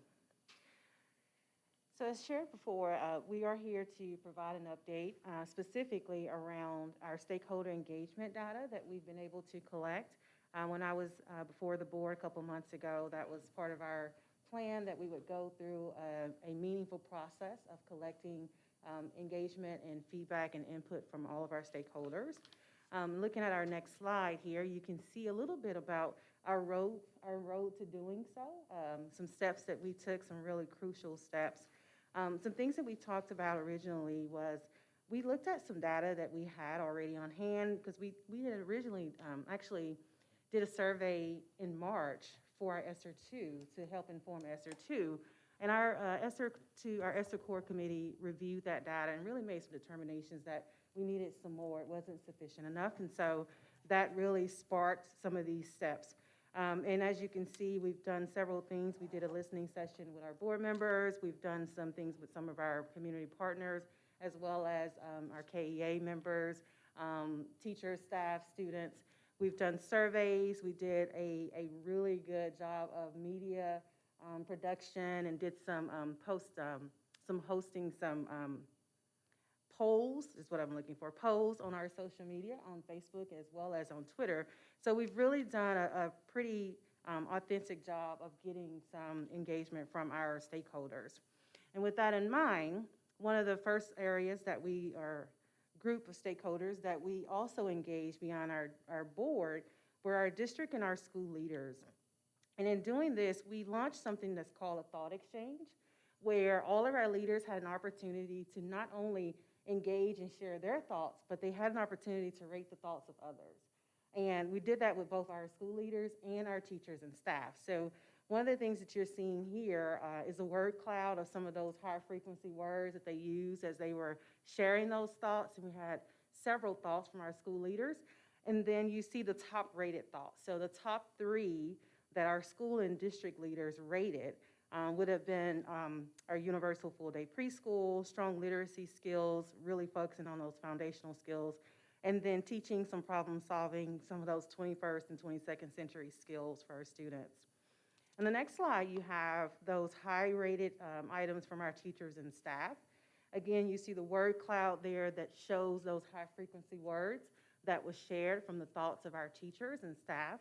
And looking again at the top 3 highly rated items that our teachers and staff rated, smaller class sizes, universal early childhood learning, as well as an intentional focus on reading and math at the primary level. Again, focusing on those foundational skills. The next slide is a look at what our students said. Another word cloud there and some of those high frequency words. And then their top 3 priority items were really modernizing the classroom. So when we say classroom supplies, we're not talking about paper and pencil here. We were talking about things such as lab equipment, 3D printers, flexible seating options. Our students just really want to modernize their classrooms. Number 2 was mental health supports, and then number 3 was providing more after-school program and extracurricular opportunities. Some other data that we collected from our students is we really asked them, you know, if you're in need of help, where are those areas that you need help? Overwhelmingly, you see our students have indicated that they need help in the classroom, and then second to that is in the school building, and then at home and in our community. Our next slide is information from our families, the surveys that we sent to our families or our families had access to. Another word cloud there with their high frequency words from those open-ended questions that we asked. And then their priorities that came out of that thematically. First and foremost was the school environment and focusing on safety within the school. Second to that was a focus on and opportunities for after-school programs and extracurricular. And then the third one was support for teachers and staff, and that was really around mental health, monetary, and classroom management type things. We also collected some demographic data from our families because we really wanted to be able to look to see where information was coming from to help guide our decisions on maybe next stage of data collection. And as you can see here, we did that by zip code. And this told us really where our families were coming from, and it really prevents us from making any assumption about the need holistically across our district, but rather being able to do that by where our students are in their schools. Our next level of demographic data that we collected from our families is where their students were. So we asked them to kind of tick mark the schools where their students were, regardless if they had one student in the home or 5 students in the home. They were able to choose which school their student attended. And so we created a chart essentially that showed where those students were, the families represented for their students. And then the last area of stakeholder engagement from our community, again, looking at their word cloud, but then their top priority items that came out of the themes and from the open-ended discussions or open-ended prompts. The first one, top priority, was mental health, and that was overwhelmingly so. The second one was tutoring and learning supports within the community, after school type of activities for students. And then third was also support to teachers and staff, and looking at monetarily and mental health and support for students, for teachers and staff. With that in mind, we kind of started to look at the district level, some of our leaders, some of those key takeaways and the ideas and the information that has been provided from stakeholder engagement data, as well as some other data sources at the district level. And starting first and foremost, I'm going to take us back to when we first started talking about ARP. We had identified some overarching goals that we really wanted to focus on, and these are those 4 overarching goals. So this actually goes back to day 1, where we really wanted to focus on, first and foremost, returning back to in-person learning as safely as possible. And then second, addressing any pre- and post-pandemic learning needs by repositioning our students for future success. And typically you hear that term, the federal government refers to that as learning loss. But we're really focusing on repositioning our students for future success. Third is building those equitable systems of teaching and learning throughout our district. And then our 4th overarching goal was really addressing mental health and well-being of our students, families, as well as our teachers and our staff. So in relation to those overarching goals, some of the things that we've kind of decided that we're gonna really focus on and probably start doing some project planning around, some of these are already in motion, as you well know, especially the incentive packages around making sure that, you know, in order to have a safe environment, we gotta get people have to be there, we have to get our kids to school. So some of the incentive items, they really align with our first overarching goal. Other things that we're doing around our first overarching goal is paying for our COVID leave and our vaccine clinics. We're helping to support those, and then any support that's needed to cover students if there's a delayed bus pickup. In our second overarching goal category, some things that we're gonna work on addressing is a reduction in class sizes, addressing early literacy in primary grades, and then enhancing student engagement efforts. Many of these things will be able to be addressed through our individual school ESSER plans. Under the third overarching goal, that's our equitable systems, some things that we're planning to do already, a technology audit, some of our support systems, providing some targeted wraparound services to families, and also providing some opportunities around early childhood learning. And then lastly, but certainly not least, is implementing some innovation in our instructional program around targeted services and targeted student population. And this is the one that really does focus on our most vulnerable student populations. And fourth, in our 4th overarching goal, addressing mental health well-being of students, families, teachers, and staff, we're really gonna work to make an effort of integrating our SEL, social emotional learning, with regular instruction in our buildings, in our classrooms, and then supporting the mental health and well-being of teachers and staff, and then also providing more support services and resources to our families to help them in addressing any mental health needs of their students. And as we wrap up, I just wanted to share kind of a recap of our allotment, because it's always good to go back to where we are and knowing kind of what our allotment is for ARP. And those are our dollar amounts there. ESSER 1, 2, and 3, or ESSER ARP is not 3, it's ARP. And then finally, our next steps is, first and foremost, we're going to triangulate our data, making sure that we're not dependent on any one source of data to make decisions. So we are going to be triangulating multiple data sources. And then from there, we'll start doing some development of our project plans. We'll always continue our monitoring efforts. We've done that very well with our ESSER 2 funds as well. And then we will continue to share our results and any impact from any of our projects that are implemented. Okay. That's it. Any questions? Any questions, board members? I would like to know about where we are as far as like what we've spent so far. From ARP, the only money, actually, we haven't spent any. We haven't spent any. We have planned for our allotments for the incentive packages. So those have started to roll in, but our funding hasn't hit yet. So right now, we're actually posting them to ESSER 2. And once we actually start to spend ARP, those will be moved over to ARP. Thank you, Dr. Matthews. Thank you. Any other questions, board members? One question I have, and just, this is mainly dealing with procedure. Could you kind of give us a quick bird's eye overview of the steps that we're taking to just make sure that we're carefully monitoring these funds, particularly since we're dealing with federal dollars here, and that we're doing the due diligence that's required of us in that context? Absolutely. We do have a team that's dedicated and will be working specifically with our ESSER funds, first and foremost. That in and of itself is going to allow us to look specifically at ESSER, and that's 1, 2, and 3. We also have weekly meetings with myself, our department, finance department, and our budget department, and we're looking at all of our dollar amounts and what we spent, making sure that anything that hits, if it's a question at the moment, we can change it or we can address it. I also have we have meetings, we have I should also mention, we have what I call ESSER ecosystem. So within that ecosystem, we have several teams of people who meet around different areas in relation to ESSER and making sure we have accountability. We have an ESSER core team, we have an ESSER budget team, we have an ESSER data team, and we have an ESSER personnel team.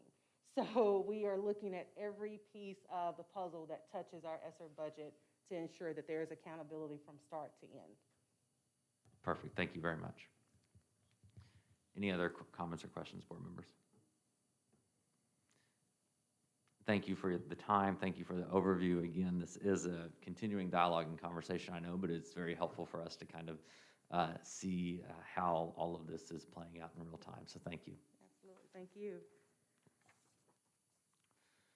And then finally, board members, I believe, Ms. Coe, have we received all of our evaluations?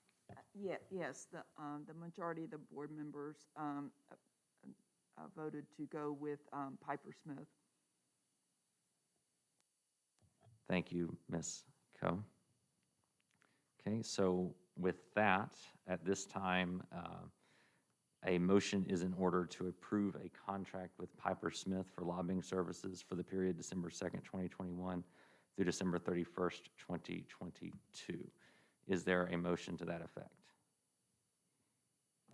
So moved. A motion by Board Member Morris. Is there a second? Second by Board Member Jones. Questions on approval of the contract with Piper Smith for lobbying services? Any discussion on the question?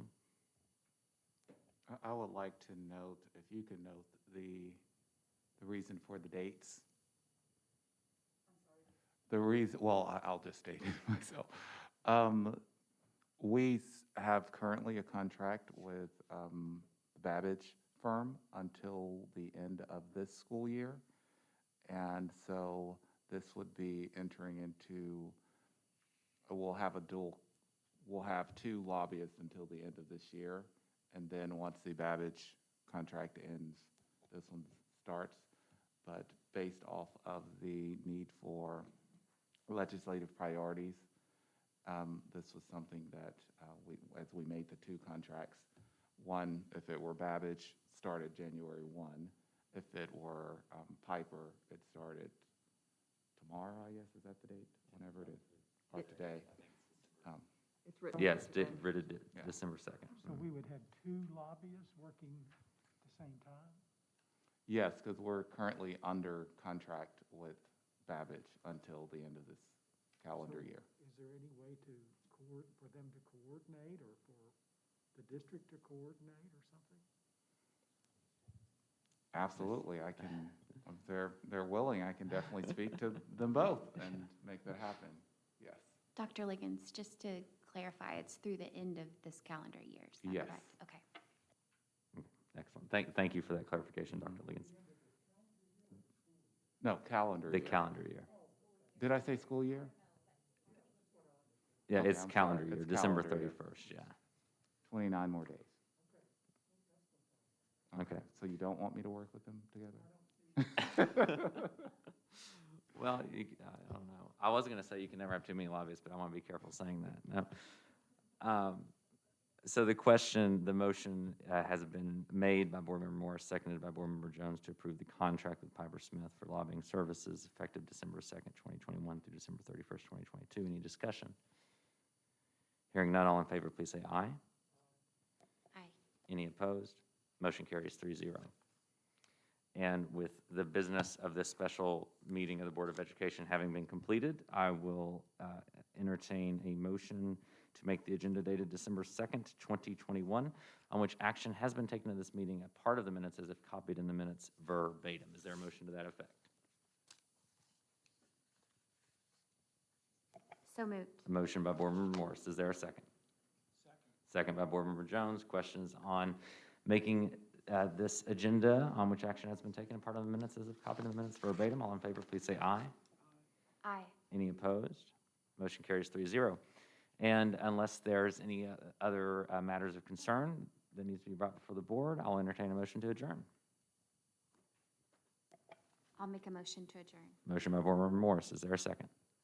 Second by Board Member Jones. All in favor of adjourning, please say aye. Yeah. Any opposed? Motion carries 3-0. We're now adjourned. Thank you.